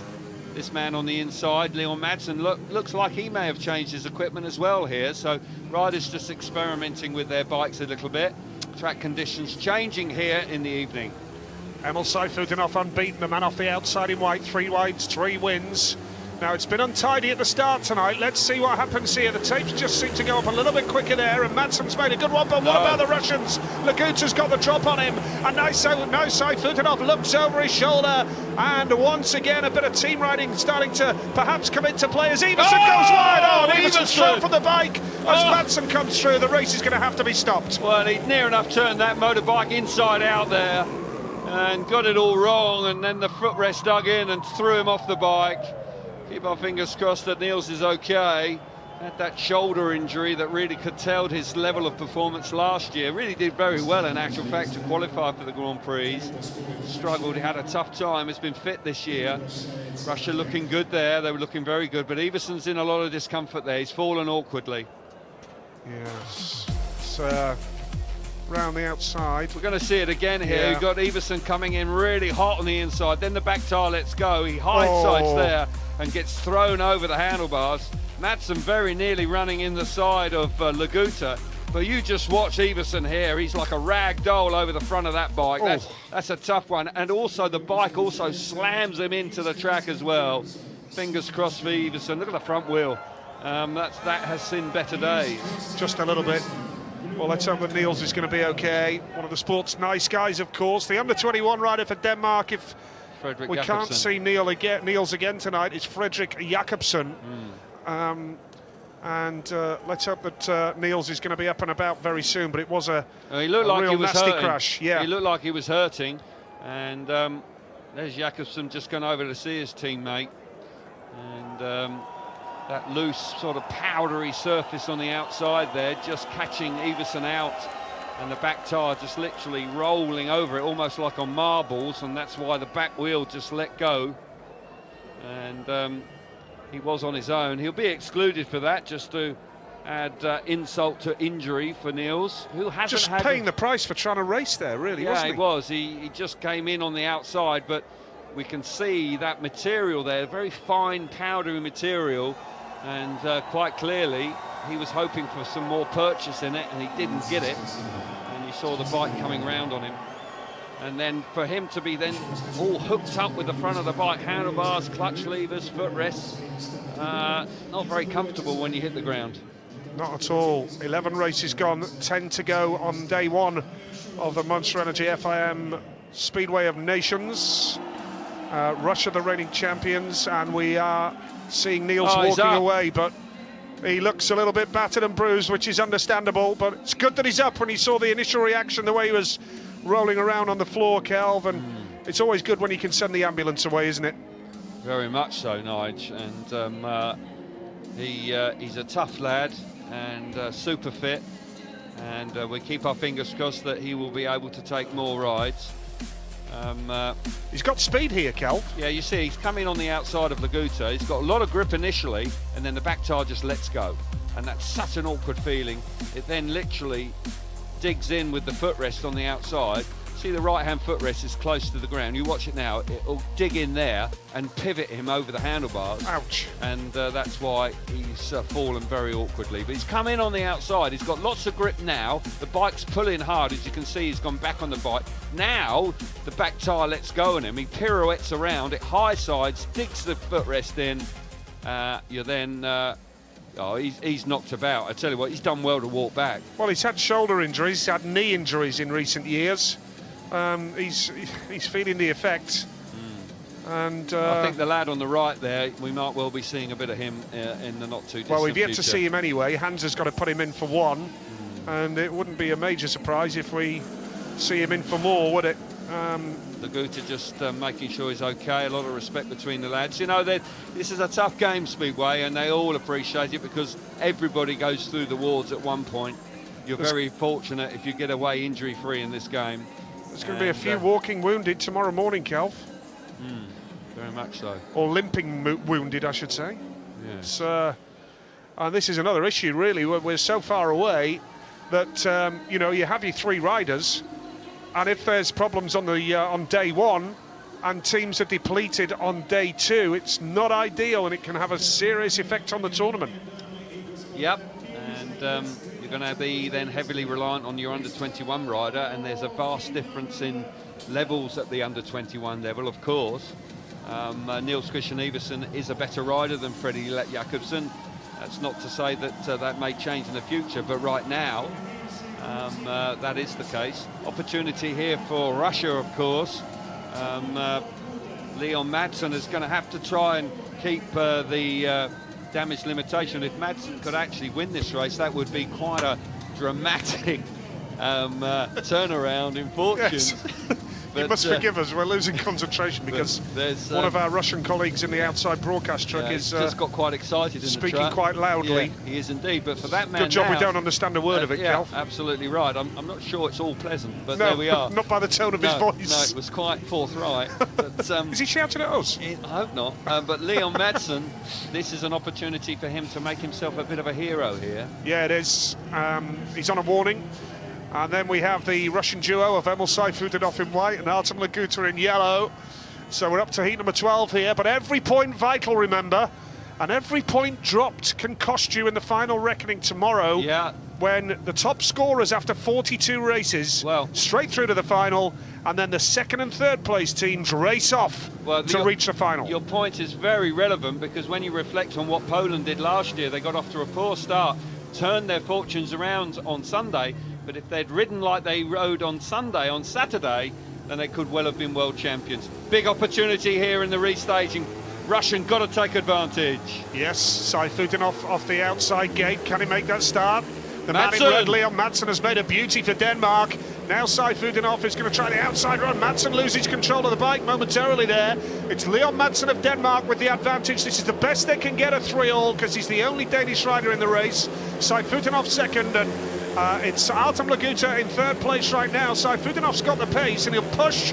He will push Leon Madsen every step of the way, you can be sure of that. Madsen holding a good line, though. Madsen riding out of his skin here, really riding with pride for his country. What a start he has made here, and Sayfutdinov, who's unbeaten so far, is looking like he's going to struggle to get to Madsen. Madsen showing great form. These two lads, joint leaders in the World Championship chase, and putting on a great demonstration here in Togliatti tonight. Артём Лагута in third place. But Leon Madsen, this is a special ride from him under immense pressure. Yeah, Madsen has responded brilliantly for the Danish side here, carrying their hopes here, because he's the only Danish rider to score points. That puts them on to 8 points now this evening for the Danish side. It's been a tough night for them. The Danish side here this evening, who have really been carried through by Leon Madsen. Super ride from Leon Madsen, though, Nige. What a sensational start that was. When you consider that Russia were looking really good, an opportunity for Russia to really stamp their authority on the Speedway of Nations. Leon Madsen was a spoke in their wheel. Super ride from him. Puts them on to 14 points. And 11 points, I should say. 11 points for Denmark and 14 for Russia after 4 races for them.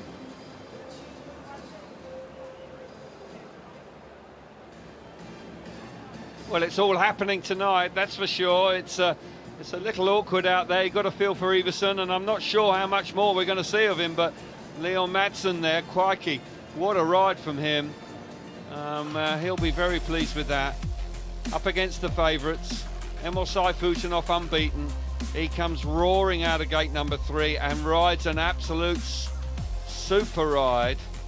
Артём Лагуta there, not getting out of the starts tonight, and can't get amongst it. Of course, they were on a 5-1 initially, and they will be ruining that. Iversen coming off, and that's given the opportunity for Leon Madsen to actually limit the damage. They were looking like they were only going to pick up 1 point. In the end, they've picked up 3, so the restaging of heat number 12 hasn't done them any harm at all. It's actually hurt the Russians, and they've dropped 2 points there. Iversen there in the background. Be interesting to see if we see any more from him this evening. Well, let's hope he's got away with that, Niels Christian Iversen. And we're going to be hearing from the Great Britain manager, Alan Rossiter, who can perhaps update us on his walking wounded. Okay, Alan, first of all, can we get an injury update? How's Craig, how's Robert? Walking wounded at the moment, I'm afraid. It's they're both a bit battered and bruised, and obviously Robert rode a good ride there, but tried to team ride, and he went backwards there a little bit. But Craig's going to have a go in the next one. Robert's going to step down, just give him a bit more time and a bit more breathing space. Now, we've been hearing about Craig's wrist. Is that the issue there? Yeah, I think he's just sprained his wrist. It's gone backwards, and he wants to have a go in this one, and we'll have to see how it goes. It's just a matter of juggling between the two at the moment. Okay, well, it's definitely not over. You're looking at gates. You were just asking what gate Leon went off. It's still all calculated out there. Oh, yeah, you can't just let things go. You know, I got my man here, he tells me which is it, you know, and then we talk to the boys which they want to go, and, you know, they made a good start in the last one, and just shame they just couldn't keep hold of it. Well, we've still got tomorrow to go as well. Don't forget that. Oh, I know. It's a long way to go to then. Thanks, Alan. Thank you. Yeah, it's a long couple of days when you've got a couple of boys hurt early on. Trying to stay positive, isn't he? Yeah, well, he's got to. Brave face, I think. He has to put on a brave face, because he's got to walk into the pit base and encourage his team to really dig in. And it's good to hear that Craig Cook fancies he can have another go, because you know, quite clearly Robert Lambert is feeling the effects of that incident. So it's going to be a tough Speedway of Nations for Great Britain, not quite what we saw from them last year. Morgan Andersson is the Sweden manager. We can hear from him now. Morgan, I know we've just been looking at the points there. It's really tight at the moment. You're on 11 points. There's not much separating the top guys. No, that's, I mean, that's, we're going to do like 12 heats in 2 days. We take heat by heat, but so far so okay. Boys are riding well out there. It's quite tricky conditions. Yeah, it's the same for everyone. Every country beat the other one, so it's very important, you know, to not have a 5-1 in the back and scoring points in every heat. Okay, we were just talking to Alan Rossiter, the GB manager, about the gates. Have you seen that different gates are working well? What are your opinions on that? Gates 4 is pretty good so far, so but hopefully they will change. We have 3 heats left today, and 2 of them is 1 and 3, so we need to do something special there. All right, thanks so much, Morgan. Thanks. Yeah, like Morgan Andersson, there's no doubt that his team are doing very nicely, and I would say the objective for a team like Sweden, all of the teams in actual fact, is that he said that Gate 4 was looking good, but actually Gate 3's won more races than any other one. But every team manager's got to you just need to be, after the 21 races today, Nige, you just need to be in it.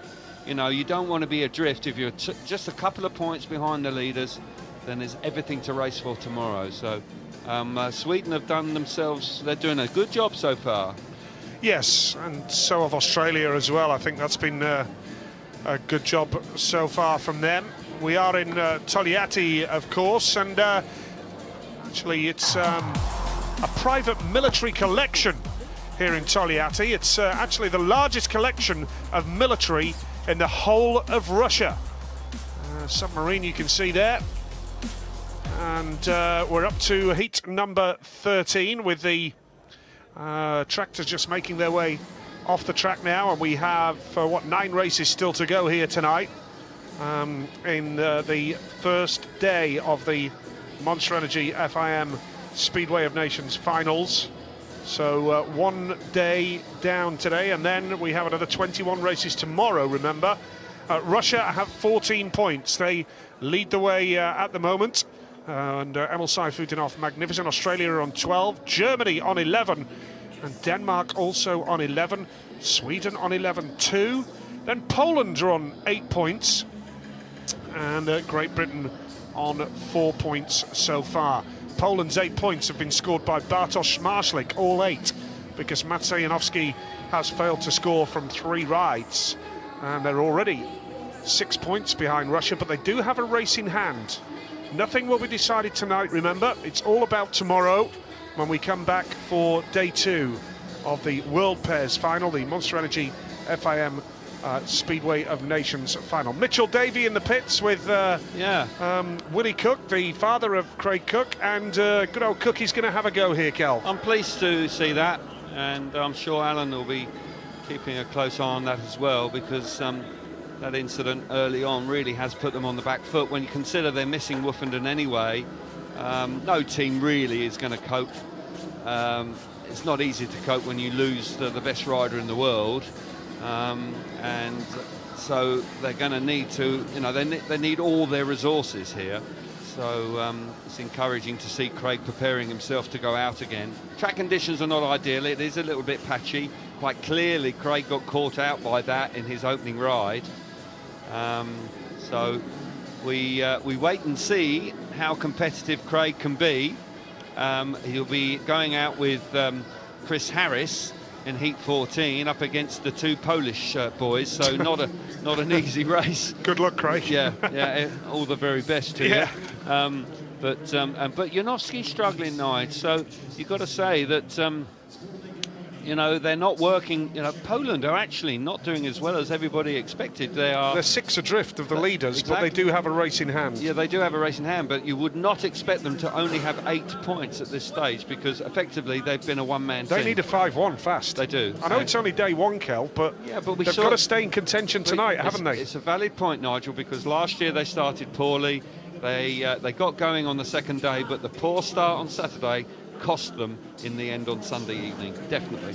Yes, so we await the bikes We await the tractors to be removed from the circuit. A little bit of extra track grading, a bit more of a longer break here after 12 heats. A little bit like a Grand Prix meeting when track grading after every 3 heats, and heat 12 is the longer break, of course.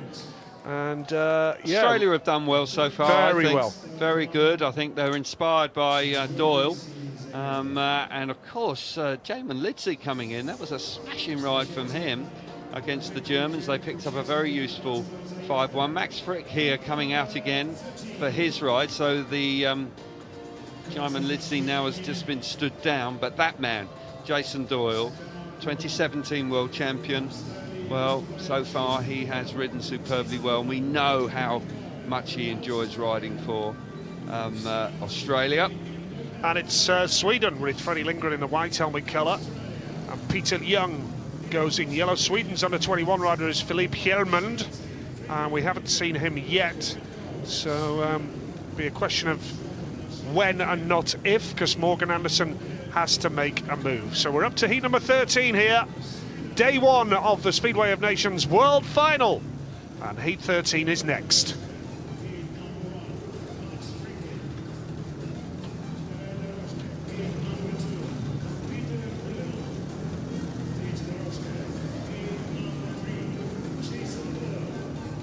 Right, heat number 13 is where we're at, and it's Jason Doyle and Max Frick in red and blue for Australia here.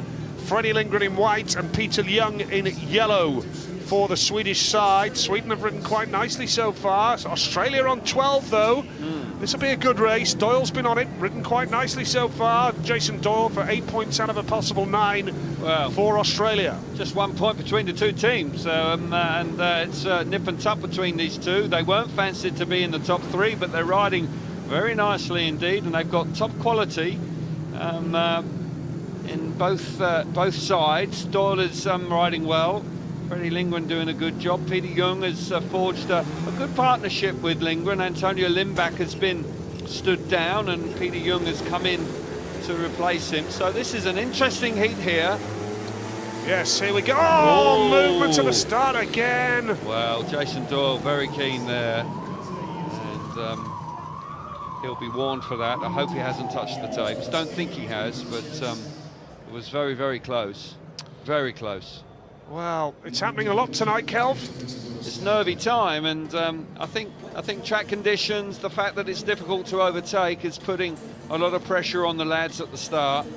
Freddie Lindgren, I don't know what's gone on there. He might have had a bit of good fortune. There seems to be a problem with his bike. And Doyley, I'm sure. Phil Morris in the foreground there. He's the race director, and he's relaying, he's getting the information from the referee. We'll see it clearly now. Head-on's not ideal, though, because you need to see the side view. You can see there how early Jason's moved. But yeah, Lindgren's packed up. Yeah, Lindgren's got a problem. Now, whether that creates an issue for him, he's moved as well, and that's why Jason... What, is that why Doyle's moved? Exactly right. Exactly right. White warning. Is White excluded? Or is he excluded? No, there's no exclusion. But his bike packed up as well. So at the time of the stoppage of the race, he was not under power. So he might well actually have got away with that. Maybe he was. The referee's asking to see replays of that. Tell you what, that's really close. Really close. Yes.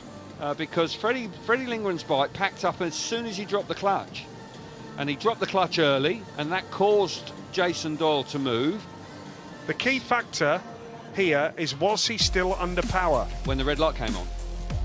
Now there he's just going to start moving here now. There you go, he's moved. And then the bike packs up. But the red light might... But is he still under power? Well, the bike packs up pretty much straight away. Does he touch the tapes, though? He might have actually touched the tapes. No. Oh, he doesn't. Nor does Doyle. Could be a... Well, I don't think he was under power. Yeah. I don't think he's thrown out of the race. Lindgren is out of the race. He was not under power. Well, that is unfortunate, but I think it was the case. And he's very unlucky. He moved early, he was twitchy on the start, but then quite clearly something's gone wrong with the bike. Yeah. And it's died a death initially, and it must have died a death before the light came on. So he's unlucky there, but those are the rules. Doyle has got away with it with just a warning as a consequence of Lindgren moving in the first place. A messy evening, this. We haven't witnessed this at World Championship level all season. Yep. Not to this degree. Riders have been very well behaved. But tonight, I think, as a consequence of conditions and the fact that it's difficult to overtake, there's a massive emphasis of getting away from the tapes. Well, there we are then. So Freddie Lindgren is excluded and we're down to 3 riders only. We are told that Jason Doyle has been issued a warning. I think that's harsh. I think that's really harsh after the man alongside him clearly had a bike problem and has drawn Doyle towards the tapes. But he didn't have a bike problem when he moved initially. He only had a bike problem once the tapes had gone. So I think under the present regulations, I understand why Doyle's moved. But did Lindgren's move not draw Doyle forward? Yeah, but we see that all the time, Nigel, and that's just part and parcel of it. That's unfortunate. Yeah. But there's no surprise that Doyle has got a warning. I think it's tough on Lindgren, but his bike packing up there was the timing of that was awful. Doyle and Frick up against Peter Young. This is a blow for Sweden. Make no mistake about that, because Sweden on 11 points and Lindgren, their top man on paper, and thrown out of the race. He didn't like it. He was shaking his head in disagreement with Phil Morris, but Morris is the messenger. He's not the referee, he's the messenger. He is the messenger, but I would think that is more, that body language is more out of frustration, Nige, because there's no denying his bike packed up. You know, that was as simple as that. Here we go. Let's get back to some racing. Yeah, heat 13. Let's focus on the 4 laps ahead. Here we go. Now, that's a good start from Jason Doyle off gate number 3. Warning or no warning, he's on it there. And now Peter Young really working him hard. Max Frick is third, and Frick is looking down at his bike. He's slowing up. Well, he's just turned the fuel on. Has he got his fuel on? Exactly. He just turned the fuel on, because I bet you he turned it off. Goodness me. He's got problems there. The bike's hardly running. That's desperate, but he should finish, and he's had a bit of good fortune, as has the Aussies, because he could well get third as long as he doesn't get lapped. Yes, Doyle has the lead here. Peter Young is on the back wheel of Jason Doyle, having a real go, but effectively it's a 2-horse race here because of the bike problems for Max Frick, the Australian. And now Doyle's looking over his shoulder to see where Max Frick is. He's nowhere, Jason. Well, we could tell you, mate, he's not there. And that's a shame, but Doyle is now going to have to put the hammer down. He can just concentrate on making sure he picks the 3 points. Max Frick, of course, will be in third place somewhere, and you've got to believe that the Australians will pick up a 4-2, a lucky 4-2. Jason Doyle takes the victory then for Australia. Frick still coming round, nursing the bike, and he'll get there for a point. Peter Young worked hard there. How important could that point be when we come to tomorrow evening? Absolutely. Absolutely crucial. Peter Young rode very well there, but couldn't get the better of Jason Doyle, who was super away from the tapes. Max Frick quite clearly having some sort of mechanical issue or carburation issue. Frustrating for him, but with only 3 riders in the race, the Aussies get away with that. Yes, so it's Doyle the winner, Peter Young second. And then in third place, Max Frick just about. Hanging on in there with a sick bike, I think it's fair to say. Australia 16, they lead the Speedway of Nations now, 2 points ahead of Russia on the same amount of races competed in. Sweden a third on 13. And now we have Heat 14 coming up with Great Britain's Craig Cook battling the pain barrier. Yeah. And Chris Harris, and a big race for Poland. They need to deliver the goods here in heat number 14. Before that, we'll see the replays of heat 13. Doyle, of course, makes a smashing start. We see Max Frick having a look down here because the bike starts sort of coughing and spluttering straight away. I think he goes for the fuel tap, expecting it to be off, but quite clearly there was something else playing up there. Which electrical, maybe? Possibly, yeah. But frustrating nonetheless. Doyle wins relatively comfortably. Peter Young rides strongly. Tell you what, the track surface there, when you see the slow-mos there, track surface is far from ideal, Nige. Has chopped up quite badly on the entrance to the corners. But we've got Drabik coming out in the next one. No surprise. As Janowski's having a nightmare. And no surprise when Great Britain haven't been going so well. It's the ideal time to blood your under-21 rider. Yes, against the battered and bruised Great Britain side. Not Chris Harris, of course, but Craig Cook carrying a wrist injury, a hand injury. A sprained wrist suggests Alan Rossiter. So it's Craig Cook in red and Chris Harris in blue for Great Britain. Maxim Drabik goes in white and Bartosz Smarslik in yellow. Of course, Poland are now the World Under-21 team champions after winning at Bellevue a week last Friday with Maxim Drabik and Bartek Smektala on a good night of racing in Manchester. Very good. And Great Britain got silver that night. They did, and Robert Lambert got 20 of the points. Massive performance from him. Drabik, former under-21 world champion, gate 2, here we go, he's moving. Yeah, he was moving there. Referees let it go, and sweeping across in yellow here for Poland is Bartosz Smarslik, and now charging hard in the red helmet, Craig Cook having a go. This will be a real test for Craig. Can he hang on to the bike? How does he feel about it? Tries the inside run, trying to push Drabik hard. Chris Harris is at the back right now, but Poland on a 5-1, and how they need this, Kel. Well, they do indeed, and the first time they've really worked as a unit, Smarslik is away. Drabik was rolling quite clearly and got away with it, and he'll be pleased with that. Cook's on the pace, he's pushing the under-21 rider, but Drabik is coming in. You can see how classes they are. They really have an embarrassment of riches, the Poles. They could make 2, possibly even 3 teams at this level, but Drabik running wide. Cook now up the inside. Is that an opportunity? No, not quite. Into the last lap. The Poles hanging on for a 5-1. Yeah, and they do need it. They need to close that gap. It's Bartosz Smarslik and Maxim Drabik here. Craig Cook in third, but Poland are going to get that 5-1 they need. As Cook tries the inside run. Craig Cook to the line. Great effort. Very good effort. Drabik going too wide and turns 3 and 4. Made the mistake twice, but Smarslik delighted to see his teammate follow him home. You're right, Nigel. They were desperate for the 5-1. They were languishing in 6th place coming into this round of heats. And that 5-1 will propel them up the charts big time. They needed it. One of the 13 favourites. points now. 13 points, that puts them right back in it. 16 points for Australia, 14 for Russia. It's tight at the top. Smarslik wins. 2nd place Drabik, 3rd was Cook. Harris at the back. Great effort by Craig Cook in the end. And what it means now is that Poland rockets up the charts to 13. And Great Britain, of course, struggling with injuries on 5 points tonight. Just not going to be there night tonight after finishing silver medalists last year, of course. No Ty Woofenden, Robert Lambert's hurt, Craig Cook's hurt. Well, they're missing Woofenden, there's no doubt about Just that. a bit. The inspirational Woofenden certainly is a massive factor. Cook coming in after the nasty crash earlier on, but fair play to Drabik, he got away with a proper good roller there. And as a rider, when you get something like that, it's delightful.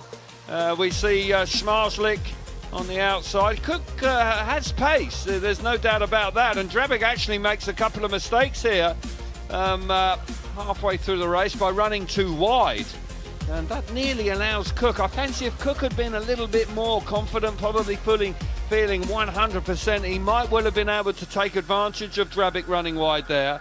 Drabik untidy as the race comes to its conclusion, but a very useful 5 points for Poland. Yes, and Germany here bringing their under-21 rider, Lucas Fienhage, comes in here to replace Eric Riss. So Fienhage is in the red helmet colour. Kai Hülkenberg in blue has been really quick tonight. Hülkenberg, very impressive in the 2 wins that he's had. Yes. But they're up against the host nation, Russia, and the reigning champions, Sayfutdinov in white and Laguta in yellow. That is the lineup. Heat 15 coming up. Lucas Fienhage goes in red, Kai Hülkenberg in blue. Then it's Emil Sayfutdinov and Артём Лагута for Russia. Don't know much about Fienhage, actually. Can't say I've seen him ride, but he's under 21. He's under 21, or we're about to. Here we go. Yeah, here we go then. And what can Russia do here? Can they add another 5 points to the board? They can. Of course, whatever happens tonight, nothing will be decided. And over the 42 heats tonight and tomorrow, it's all about one grand final. A reminder, one race will decide the world champions. So whatever happens tonight and tomorrow, it's all about the grand final tomorrow afternoon in the UK, tomorrow evening here. It will all be decided by 4 laps and 60 seconds. Yeah, Saturday's all about positioning yourself and giving yourself a good chance of winning the championship on Sunday. This is a good result for Russia here, up against Germany. Hülkenberg in third, who hits the front, he's fast, but this time the boys from Russia have finally got their act together. They certainly are working in unison. Sayfutdinov out in front has been joined by Артём Лагута, a good ride in second place. Massive 5 points. Once again, track conditions not ideal. Лагута just momentarily getting a little bit out of shape. Sayfutdinov also getting a bit out of shape. Massive 5-1 for Russia there. Home crowd delighted. If you finish top of the group, all 7 nations, if you finish top after 42 heats tomorrow, 21 tonight, 21 tomorrow, then you're straight through to the world final, the grand final, with a shot at the world title. And Sayfutdinov and Лагута looking good. It's up to the other nations now, really, to hang on to their coattails, to really battle it out, because only the top 3 will retain an interest after 42 heats. And confirmation of the result of heat number 15. It's a win for Emilь Sayfutdinov with Артём Лагуta second. Kai Hülkenberg was third. It's a 5-1 to Russia, and Russia now move on to 19 points, and they lead the meeting from 5 rides. Germany move on to 12 from 5. Yeah, still a good effort from Germany, but Russia now beginning to show their strength. First time that Лагуta and Sayfutdinov have really got away in unison and worked as a pair. And although Germany are a lesser nation, Kai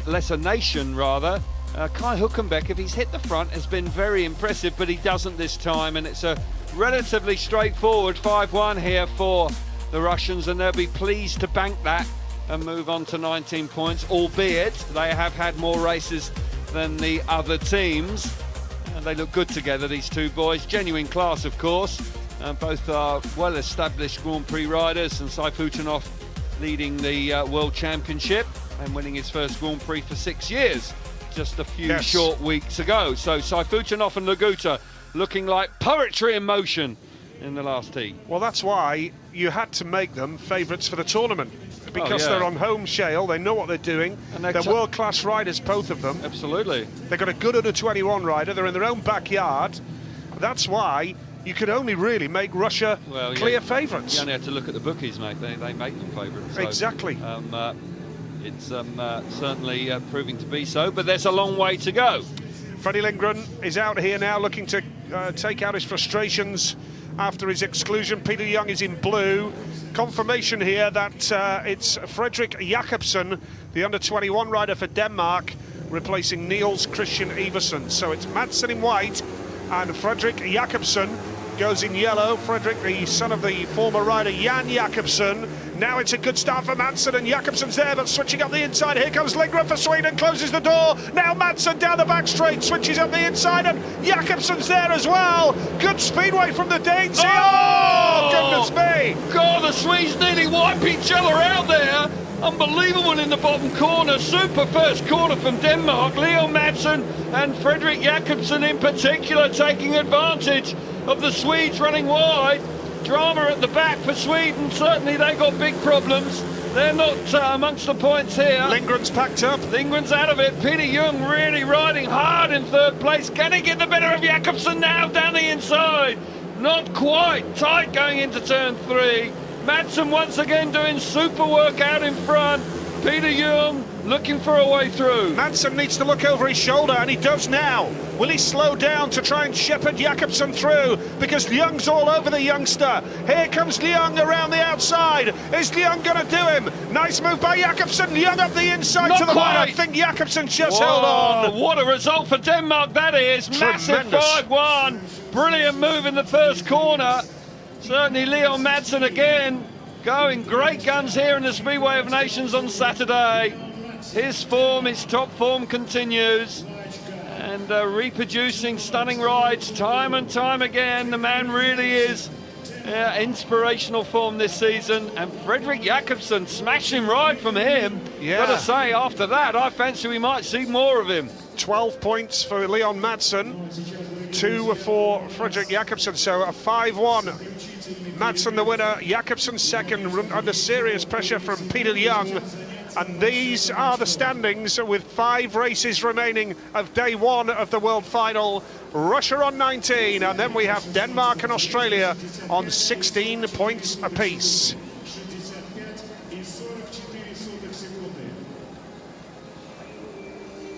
That was a decent race, Kelv. Yeah, smashing first corner. Leo Madsen once again very much in the heat of the action, wasn't he? And we'll see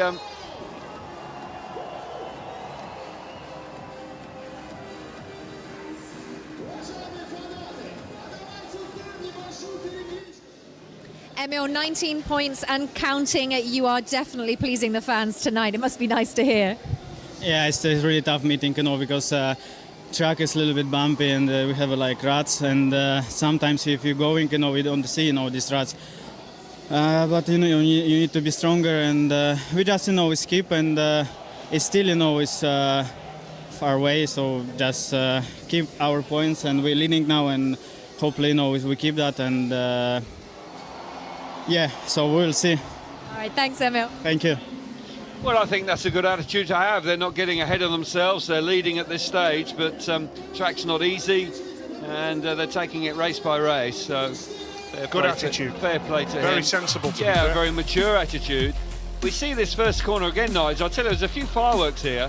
Madsen makes a good start, then runs wide, and then Freddie Lindgren just chops across the inside, but unfortunately for him, he can't stay there. Madsen and Jakobsen great away from gates 2 and 4, aren't they? They're here, but now they run wide, and Freddie Lindgren then actually is able to get himself momentarily to the front, but he hasn't got the momentum. He has to turn very late, scrubs his speed off here, and the Danish boys just charge up the inside, and from that moment on, Lindgren's in trouble. Yeah, he finds it difficult. I don't know if he's got mechanical. He's losing power there. Yeah, I don't know if he's got mechanical problems again. Peter Young then comes out the race. He did. Well, he must have had some sort of issue, mustn't he? Maybe he just didn't fancy it. But I think that's highly unlikely. But there we are, Peter Young on the outside of Freddie Jakobsen, giving it all he's got, but it wasn't enough. And the Danes are doing well tonight. They're certainly a force to be reckoned with. Having a real go, and full credit to young Jakobsen. I just wonder if they'll just leave him in now and allow Niels Christian Iversen to rest with tomorrow in mind. They've only got one race left, Denmark, in the last 5 heats. Let me just check my programme. It's up against Great Britain. So they've only got one race left. Yeah, so it might be that Freddie Jakobsen gets another run because he rode well there. Yes. And he looked like he was on the pace. And Iversen's had a difficult evening. He's had an exclusion. He's had a crash, quite clearly feeling the effects of that crash. It might be better to rest him for the rest of the evening.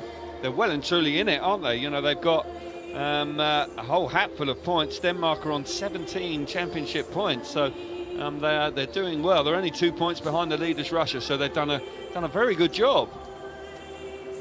Absolutely. So the Russian boys just comparing notes, and yeah, it's such a nice lad, Sayfutdinov. Oh, very much so. Always comes and says hello. Артём Лагута, slightly shyer fella, but there's no doubt that he's coming out of his shell as well. Well, let's hear from Mark Lemon, the Australian manager. Yeah, Mark, it is all about looking at that table there. You are just a few points behind Russia, but going out against them in your final heat of the evening. You can keep this up though, right? Yeah, of course. The guys are pretty confident. Max is having a bit of a troublesome night and things going wrong with him, but sometimes you need a bit of luck in that. He had good fortune. He had a malfunction with his bike. With the exclusion of Freddie, we got that extra points where normally we wouldn't have done. So these competitions, you do need a slice of luck. So hopefully we can keep that ball rolling. Okay, well, in the table, Denmark just gone above you, but you're still equal on points. It's a whole nother day tomorrow as well to collect some points. Yeah, true, but we've got an extra race in hand going into the last round, so, that's sort of comforting, but, the boys, they're doing a solid job, keeping their head down, It took a lot of work to get here, and we're going to make sure we pay for it. Amazing, thanks, Mark. Okay, thanks. Well, hopefully somebody will be paying them for it, because they have had they've had to do the hard yards to get here. I know they were having problems with their visas. Big time. And I think it was all very, very last minute to get here. Damon Litzy there, he'll be relishing this experience. And the Australians, who haven't won the championship for a long, long time, and it's long overdue for Aussies to get a gold medal again. Oh, the days, mate, when they had Ryan Sullivan, Lee Adams, Jason Crump, Todd Wiltshire. That's a generation ago now, isn't it? It is indeed, and it was a fabulous team, and they went head-to-head with the Poles for a number of years and did very well. But this side, this team, this trio, look quite handy, and certainly if Max Frick can just sort out his mechanical gremlins, then they could be quite a force to be reckoned with. Don't know if that lady needs to see a doctor, but she had very large hands. And just another track grading break. I think these are slightly extended tonight, the track grading breaks, and that's understandable. And the track is chopped up, and we heard from Emil Sayfutdinov that Well, I think we can getting a hear bit from choppy. Freddie Jakobsen, yeah. I think he may be standing by to have a chat with us. It's Australia against Great Britain next up in heat number 17. That's the next race as we see the water cart going round here. Yeah, because Togliatti. the Aussies have got 2 more rides to come. So that's what Mark Lemon was meaning by the fact that Race they in had hand, a yeah. race in hand. So, Well, let's hear from Fredrik Jakobsen now.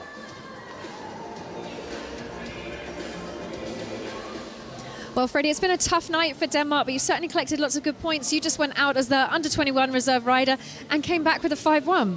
Yeah, that was perfect. It's never easy to come in and end of the meeting. He's 16, but sort of made a good gate and was a bit hectic first lap, but Leon and I got it covered.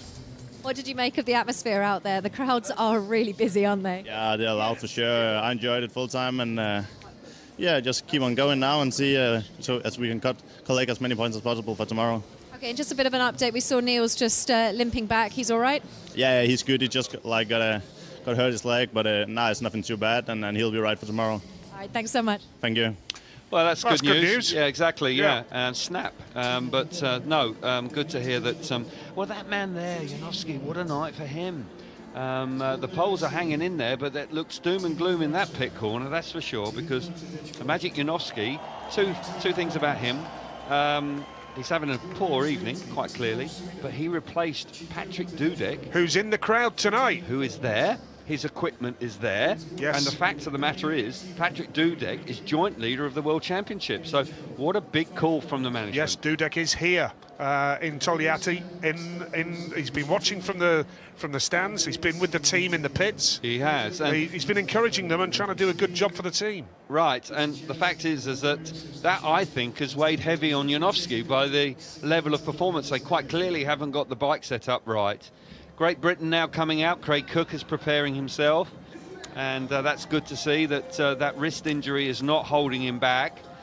He can take his rides, because there's no question that Robert Lambert quite clearly is feeling knocked about. This man, Jason Doyle, the Aussies will be pleased to see him riding so well. And Max Frick, there's no doubt that he'll be hoping that those gremlins are now taken care of. But for the Australians, you've got to believe that with Great Britain on 5 points, they will be looking at this race to take full advantage of it. Yes, so it is Australia against Great Britain, and Jason Doyle of Australia actually races for Alan Rossiter when with Swindon in the UK. Alan Rossiter, the Swindon manager, and Great Britain manager as well. And we're up to heat number 17, so it's as per programme with Doyle and Frick up against Cook and Harris. I'm just relieved to see, after that crash, when you look back at the British crash a little bit earlier tonight, and I've just seen it again on social media via our UK broadcasters' Twitter feed, and goodness me, it's a horrible crash, and it's just great to see that he's back out there on the track. Yeah, but he just clouts the side of Lambert hard, doesn't he? And then they both go down very awkwardly. But yes, and let's hope he can ride himself back into form here. Fresh track, and an opportunity maybe for some pride here, because Great Britain, well, they're cut adrift at this stage, and really and truly it's going to be very difficult for them if they don't get some big scores. They're going to need a big 5-1 really to boost their Well, all they can do scoreline. is their best, Calv, isn't it, really? They've just got to try their best. There's not a lot more they Yeah, can it's do. always going to be difficult without...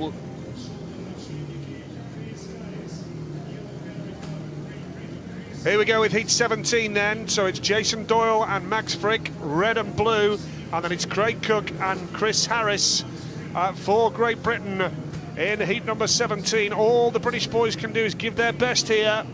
That's all Alan Rossiter can ask of his side. And heat 17, it has been a rough old night for Chris Harris. Yeah, been tough for him. He hasn't been quite on the pace, and that's been disappointing for him and for the team. Craig Cook looked like he had recovered, but he needs to make a start, as does Harris. It's not an easy track to overtake on. The track has cut up a little bit, and as a consequence, it's not easy. We've got just nearly 10 seconds to go before that green light's going to be on, and the boys have got to be ready. But Australia are having a good night. They're going to try and capitalise now. Yep, here we go then. with the Australians in the red and blue helmet colour here. What can Great Britain do? Doyle's made a beauty, and Frick has got there with him as well. The man in white is Craig Cook, who charges round and splits the Australian duo. Frick now will try the inside run, but the lead here is with Jason Doyle. Craig Cook in the white helmet colour, and third in blue is Max Frick and Chris Harris at the back, and you've got to take your hat off for the bravery and the determination of Craig Cook with that wrist injury. Super ride from Cook to get the better of Frick. Of course, formerly teammates back in the UK, not this year. Got around the outside of Frick and charged into second place. Unfortunately for Great Britain, Harris is just not quite at the races. Doyle is having a fabulous night. He's out front again. Jason Doyle riding strongly there. Frick runs wide. He's conscious that Harris is coming on strong. He made a mistake there, Frick. Very nearly through third place away. Can ill afford to do that. Into the last lap. Jason Doyle has ridden really well here. Yeah, he's had a great night, Jason Doyle, for Australia. He's only dropped 1 point so far, and he's on 14 out of 15. Jason Doyle for Australia.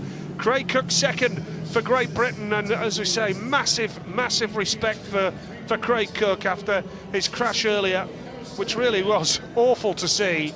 Well, he was lucky to get up, and so was Lambert, but he rode well there, and he rode with lots of determination, so credit to him. Frick just getting outpaced by Cook there, but Jason Doyle could well be the rider of the night so far.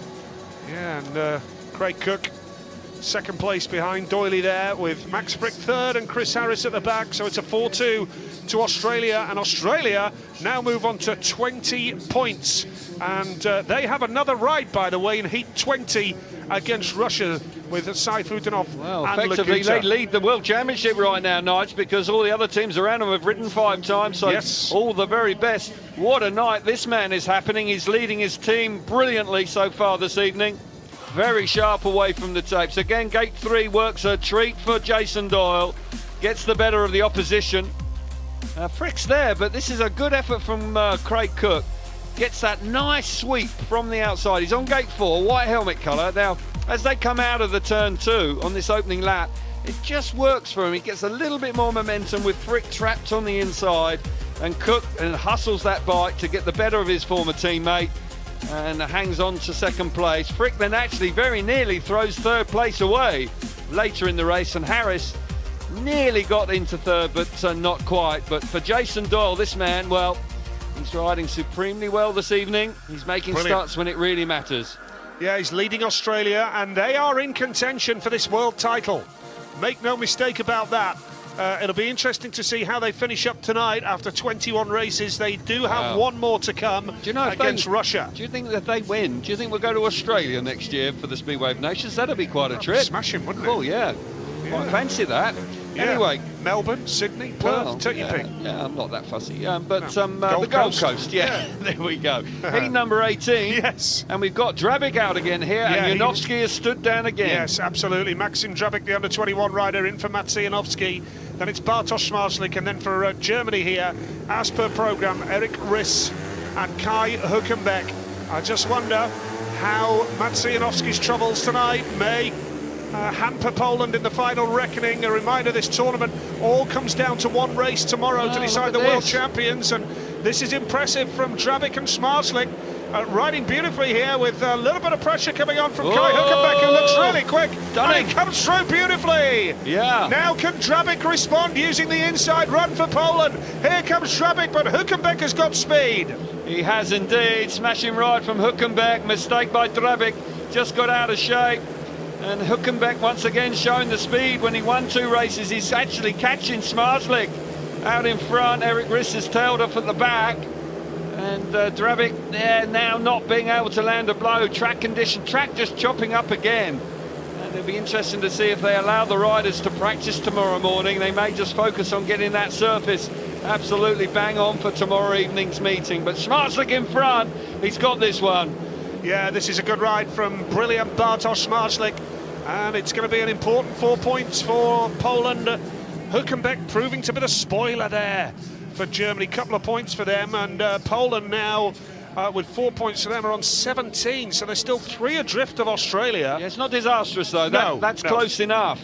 Close enough. You've got to keep yourself in it, and they just about have. Janovsky's been poor, but Drabic has picked up 3 points in his 2 outings so far, so good work from the under-21 rider. But Smarslik once again showing real class out in front. And they have one race to go, heat 21 against Sweden. So it's Smarslik and the winner, with Huckenbeck second and Drabik third. 4 points to Poland, puts them now on to 17 points all told. 2 behind Russia, 3 behind Australia. And the 2 points for Germany moves them on to 14 points. Eric Riss and Kai Huckenbeck. Huckenbeck has been consistently the best rider for Germany tonight. He has indeed, and we see the rerun again, and it's a smashing start from Drabik on the inside, but that inside run there was greasy. There's no grip there, and he then tries to move out, but as a consequence he lifts, and that allows Huckenbeck to take the opportunity to come through into second place. You watch it now, he's sat in his seat, the bike then lifts up underneath him, a little bit out of shape, bit untidy, and Huckenbeck is ready to pounce. Smarslik's having a good look at him, he's desperately hoping his teammate can hang on, but he can't. 4-2 though, nonetheless. The Poles are there, they haven't been dominant, they haven't been really extra special, but there's no doubt that they are giving themselves every chance. They haven't ridden themselves out of it, they're just keeping themselves in contention. Yep, so hanging on in there. So we are hearing that Fredrik Jakobsen, as predicted, is going to come in for Niels Christian Iversen here, but...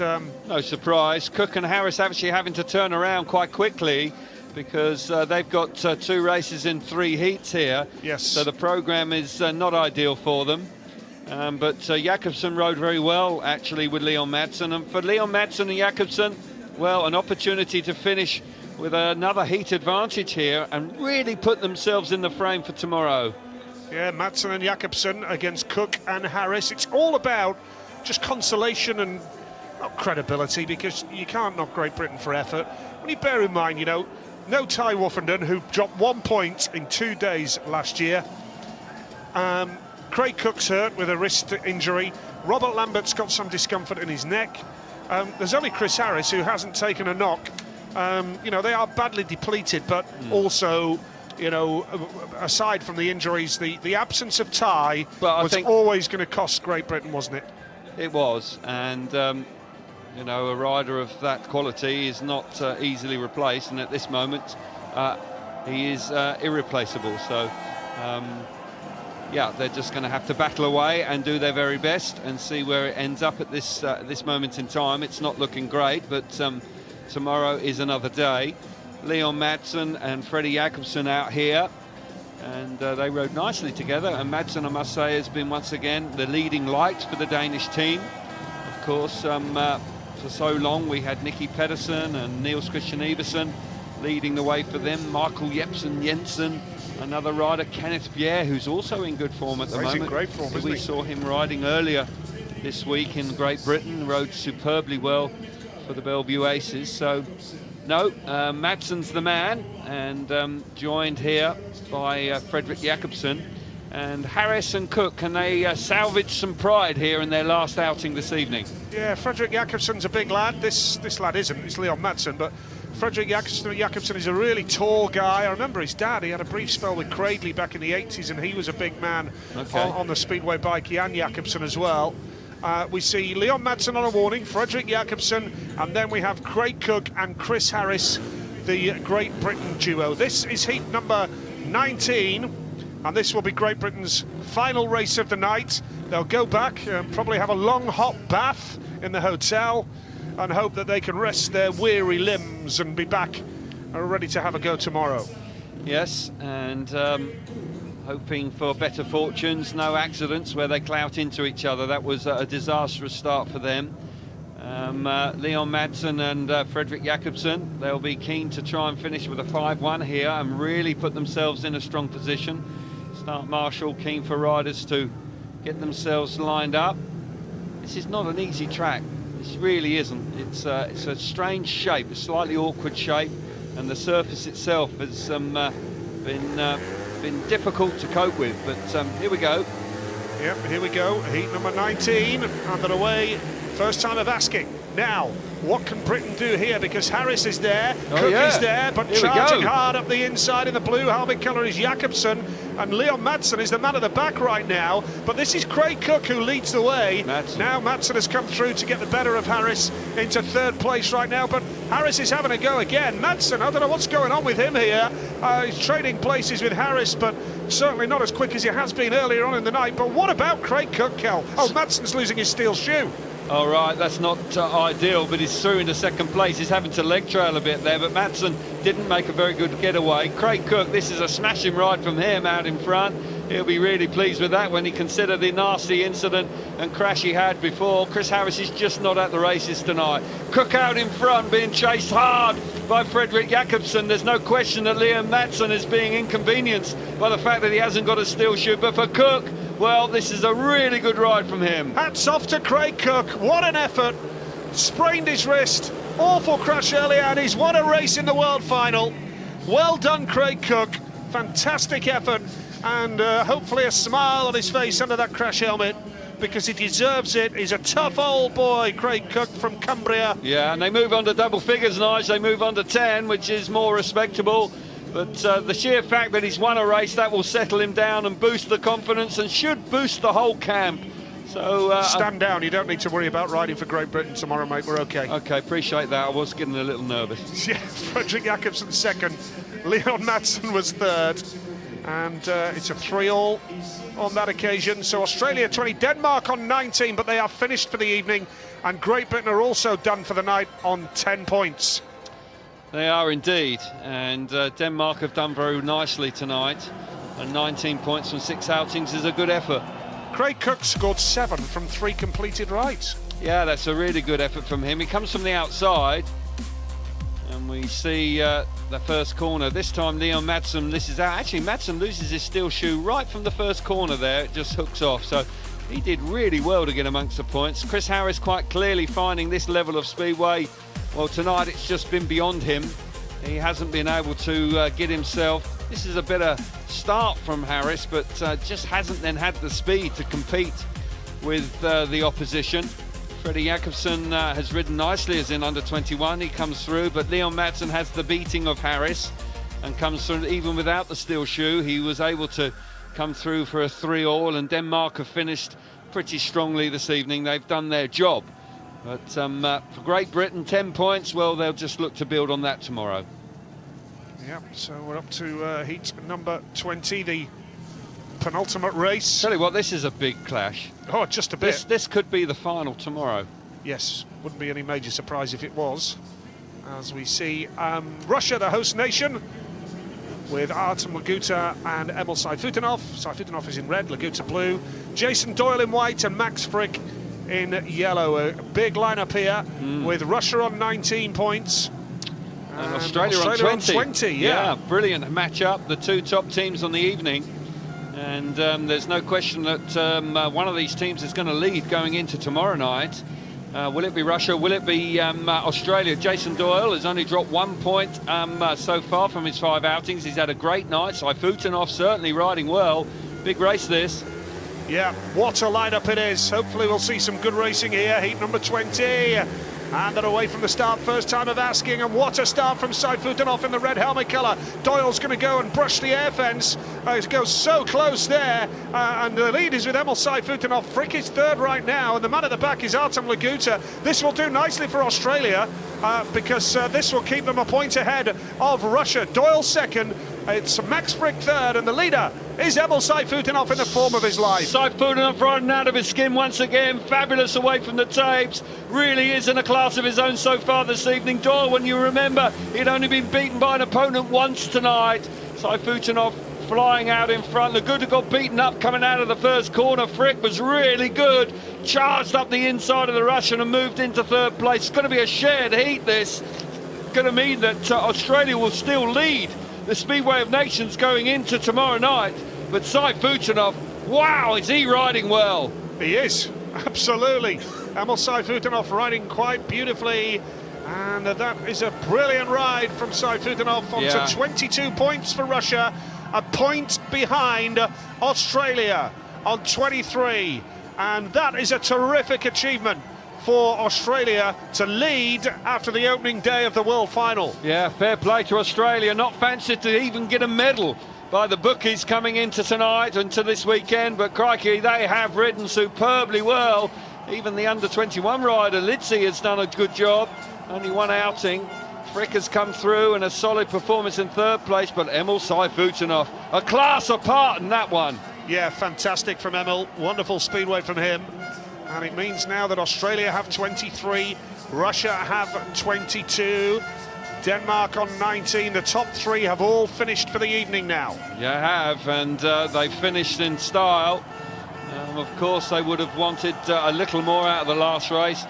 And Emil Sayfutinov, clearly a very popular man in these parts, celebrating the fact that don't celebrate too much, mate. You haven't won it yet. I know you're the reigning champions, but they're in second place at this stage, but quite clearly enjoying the fact that he's back at home, and he's getting everybody very excited indeed. We'll see it again.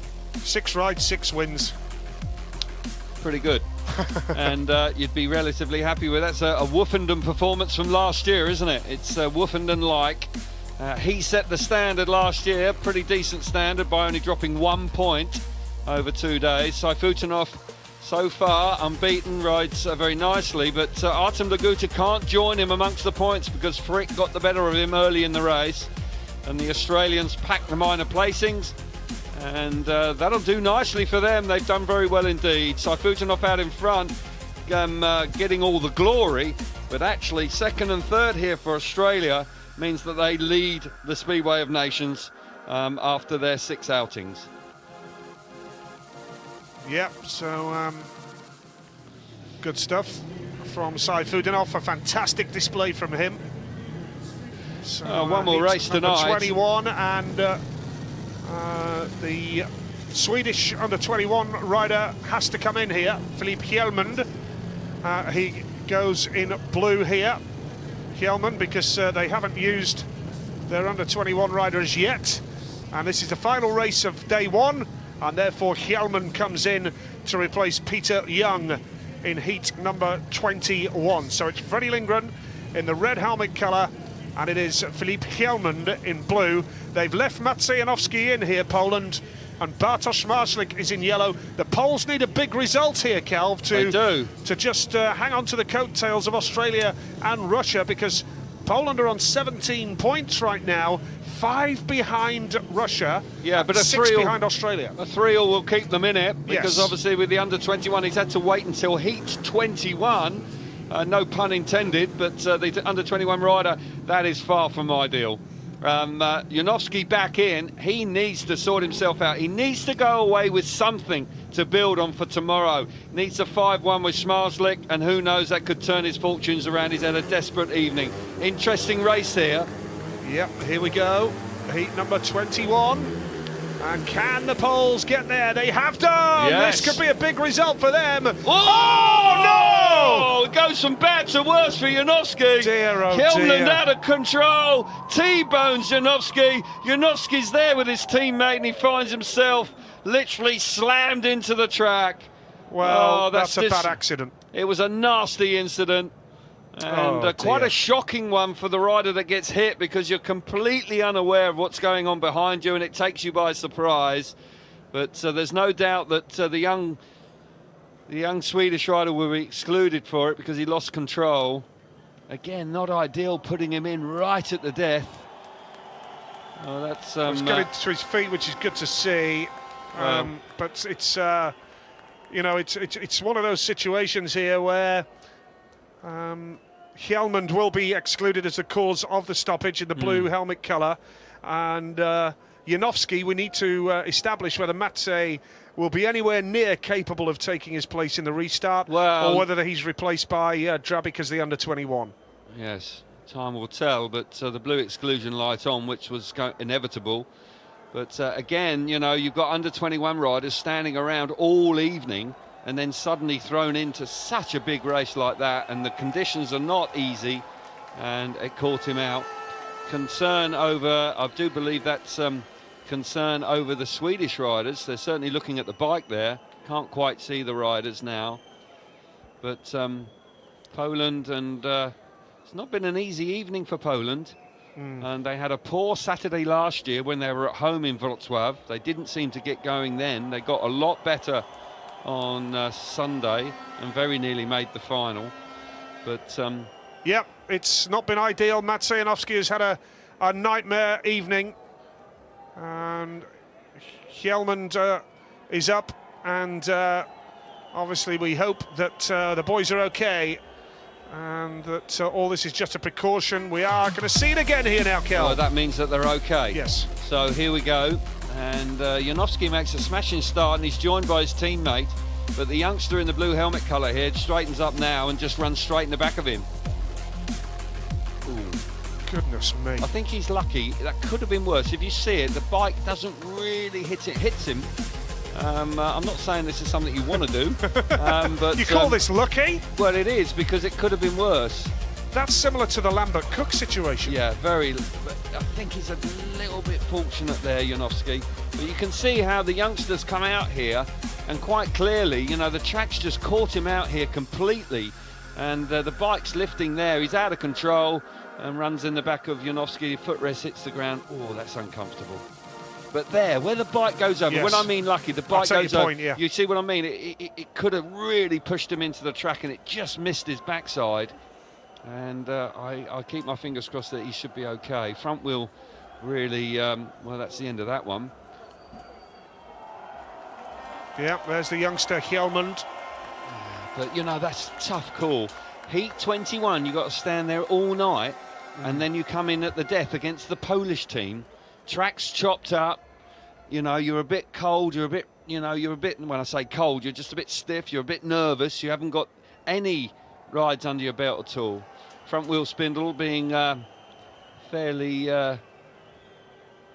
this is not good news for Poland. Well, all I would say, Kelv, is that if Janowski cannot ride tomorrow, they have that man Patrick Dudek there, and he's got his bikes here. Yeah, exactly, and that's why they've done it. You know, because if Janowski's had a poor night anyway, but if he's out of the world or the Speedway of Nations, then there's every chance that we will see the joint World Championship leader Patrick Dudek. That bike is certainly second-hand. That's shorter than it should be, and you can just see how hard that crash was. Yeah. But the thing is, Kelvin, tonight we've seen two really bad crashes there now. There is Patrick Dudek, by the way, on the inside of your screen. He's there, he's amongst it. Yeah, and we've seen two really bad crashes here tonight, and every rider involved has walked away. So which we're is lucky. Fantastic. We're lucky. Yeah. And it is fantastic, you're right. It's good to see riders get up. We don't want to see them being carted off to hospital, and on both occasions they could easily have done so. But for that guy, Philip Hjälmund, that was a bit of a baptism of fire in the first corner in the Speedway of Nations. Janowski feeling the full effects of that, being thrown over the handlebars. Gleb Chugunov there, the under-21 rider, they're teammates in Poland for Wrocław, so they know each other very well. But of course, they're now trying to get Janowski's equipment ready for the rerun. Is it too harsh for me to say, or is it realistic that the terrible crashes, the two crashes we've seen tonight, have been as a consequence of the track? The track has definitely played a part in it, definitely. I think also you've got to factor in the fact that was the kid's first ride. Yes. So he's going to be feeling nervous, and he's the under-21 rider, so you can't just totally rule that out. But there's no question that the track surface has not been ideal. Well, we are hearing that Maxim Drabik will come in for Maciej Janowski here. Janowski will be assessed, but he looks in quite a bit of discomfort there, and understandably so, because that was a dreadful accident. Maciej Janowski, the man in the white helmet here, clattered by the man in the blue helmet colour any second now. Yeah, he just straightens up there and just got nowhere to go. And the problem is when you shut the throttle off, the bike actually momentarily accelerates because the back tyre catches up with itself. So you actually get this effect where the bike then shoots forward just when you don't want it to. Watch his right hand, he'll shut the throttle off. There, you see, he shuts it off. And then as he does that, the bike then actually accelerates because the tyre grips. And that's why he T-bones the other rider. So very unfortunate, very unfortunate. Tell you what, Kjellman's very fortunate to walk away from that as well, because he went towards the air fence at a heck of a speed.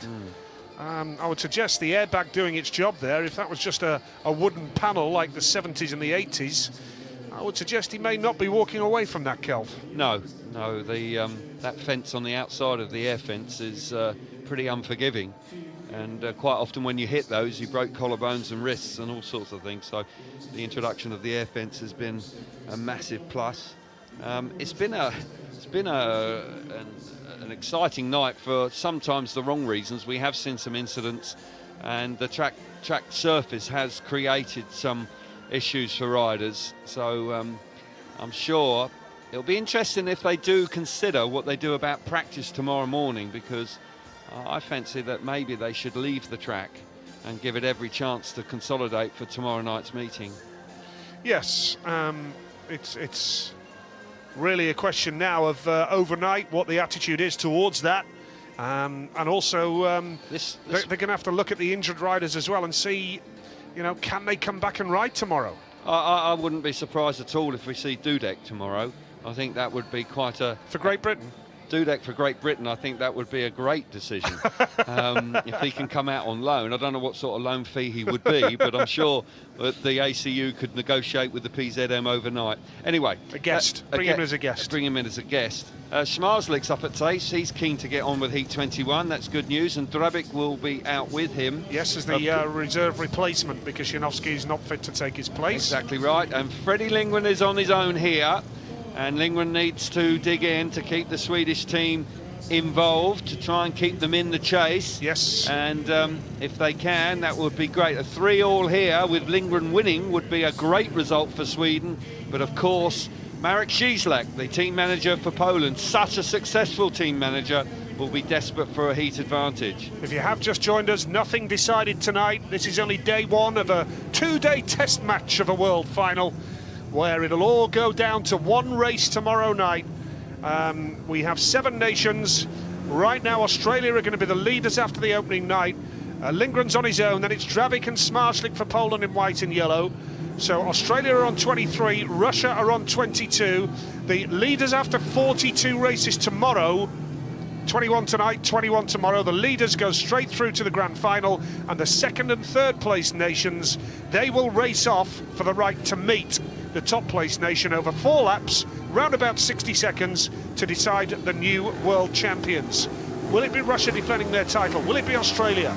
Who's going to emerge? Can Poland put themselves in a good position here now? Lindgren's made a beauty. Freddie Lindgren in red. Now he's going wide and he's going to try and get the drop, but watch out for Schmarzlik here. Wonderful move up the inside from Bartosz Schmarzlik. Gets the better of Freddie Lindgren, and Drabik's coming on strong as well. It's all pretty close, this one, in the final race of the night, but it is Bartosz Schmarzlik with the advantage. Lindgren's not done yet. Here he comes, having a real go. Brilliant move from Schmarzlik to get the better of Lindgren. Lindgren was very sharp away from the taste, but Schmarzlik just found the extra grip and speed to get himself to the front. Drabik in third place. Well, he just needs to finish the race, and that'll be a handy advantage for the Poles as they complete their rides this evening. Freddie Lindgren, well, he just sensed now that he's just not going to be able to get to Schmarzlik. Schmarzlik into the last lap, riding really well for Poland. Certainly he has been their shining light this evening, and a 4-2 for them. Well, that's a decent finish on the evening. Yeah, here we go then. Heat number 21, 4 points for Poland to round it all off for them. A couple of points for Sweden. That leaves them on 16 points this evening, and Poland have now finished on 21 points. So it's 23 Australia, 22 Russia, 21 Poland. Brilliant. Wow. Really tight, and that's exactly what they needed to do. They haven't had a good run tonight, Poland. They've had a few issues. Janowski not amongst the points, but they're there and they're hanging in. And the 4-2 there in the end was a very handy result. Lindgren second, Drabik was third there for Poland. Schmarzlik's ridden beautifully tonight. Has only dropped 1 point. Him, Doyle and Sayfutdinov have been the standout performers. And there are the standings after day one in Togliatti.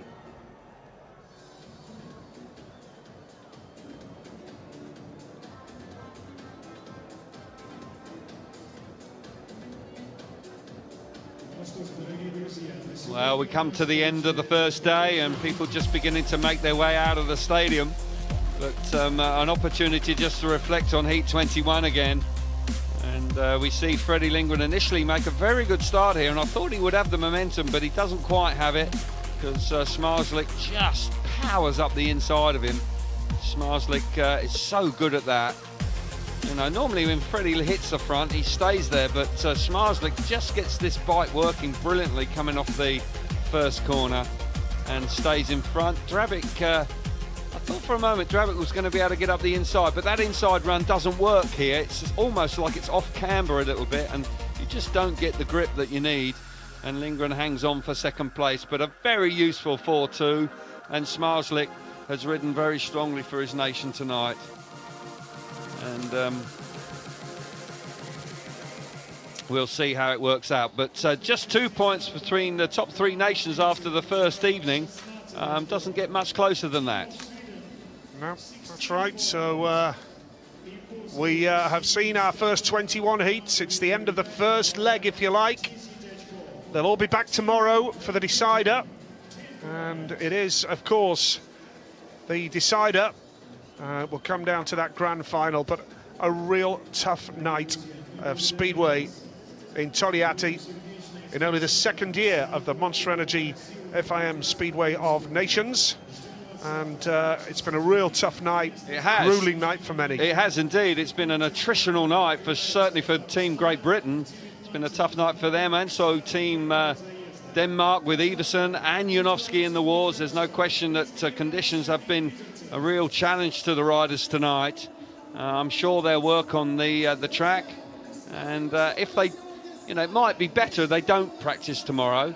I don't know if that's the case, but it might just give them a bit more time to prep the track for the evening.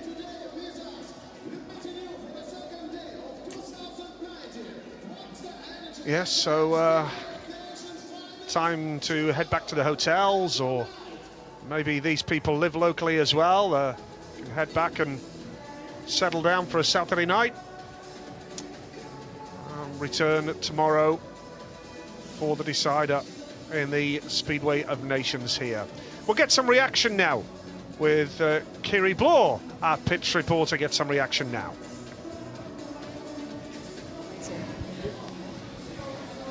Emil, I know you're looking over, checking on Magic as well. You're in second at the moment, 22 points. That's a good night for you. Yeah, it's a good point for today. You know, just we need to keep concentrate and focus it for tomorrow, and we have a really chance, to be a little bit better. Fantastic crowd. Looking forward to tomorrow. Yeah, it's a crowd. It's unbelievable. So it's first time, I think, long time. I see that. There's crowd like this. So. Just it's that's good for us. His track is so tough, like I said. So hopefully tomorrow will be more smooth, and then we can race much easier, and then we can pass on. It's because it's really it's every place is so big ruts. All right, thanks so much, Emil. Good night. Thank you very much. See you tomorrow. Yeah, it was a tough evening, and quite clearly he was conscious of the surface being difficult. Just an update, there is concern over Janowski's collarbone again and his leg, and we are hearing that Patrick Dudek has been told to get ready for tomorrow. Yeah, no surprise at all, and when you've got a rider of that class on the sidelines, then a relatively straightforward decision. More reaction now from Kiri.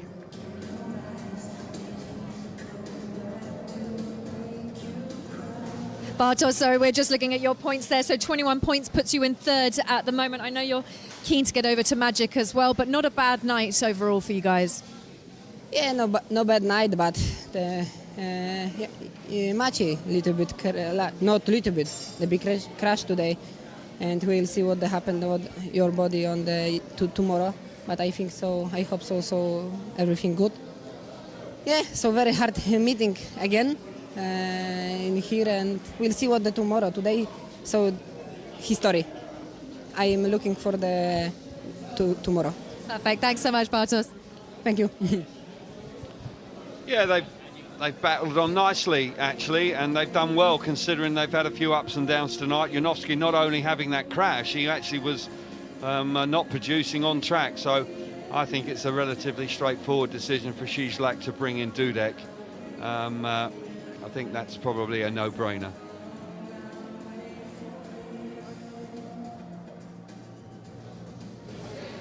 Well, Jason, I don't want to say unexpected, but 23 points, that's a really good night for you guys.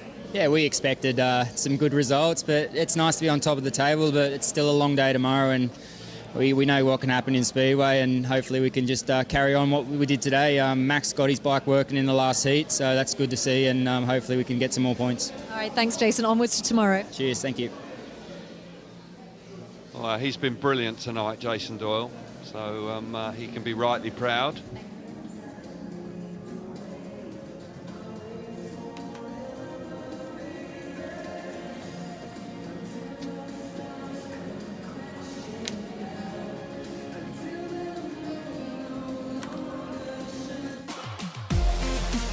The Monster Energy FIM Speedway of Nations final came to Togliatti in Russia for day one of a two-day event.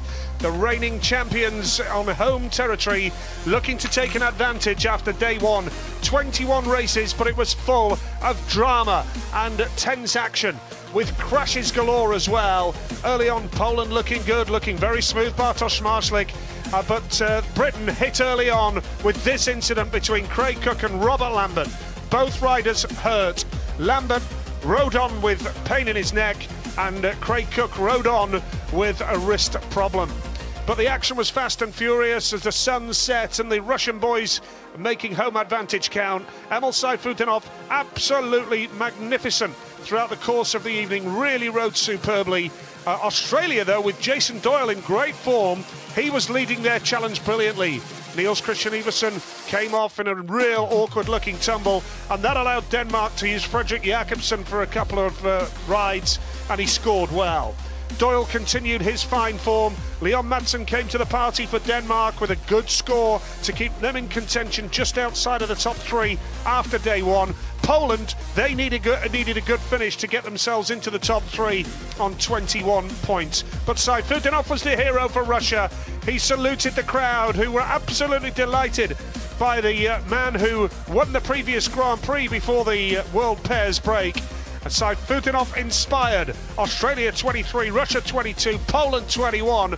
They are the top three, but drama late on as Janowski was hit by Kjellman, the under-21 Swede. He is a doubt for Sunday and the deciding round of the Monster Energy FIM Speedway of Nations. It all comes down to a grand final on Sunday.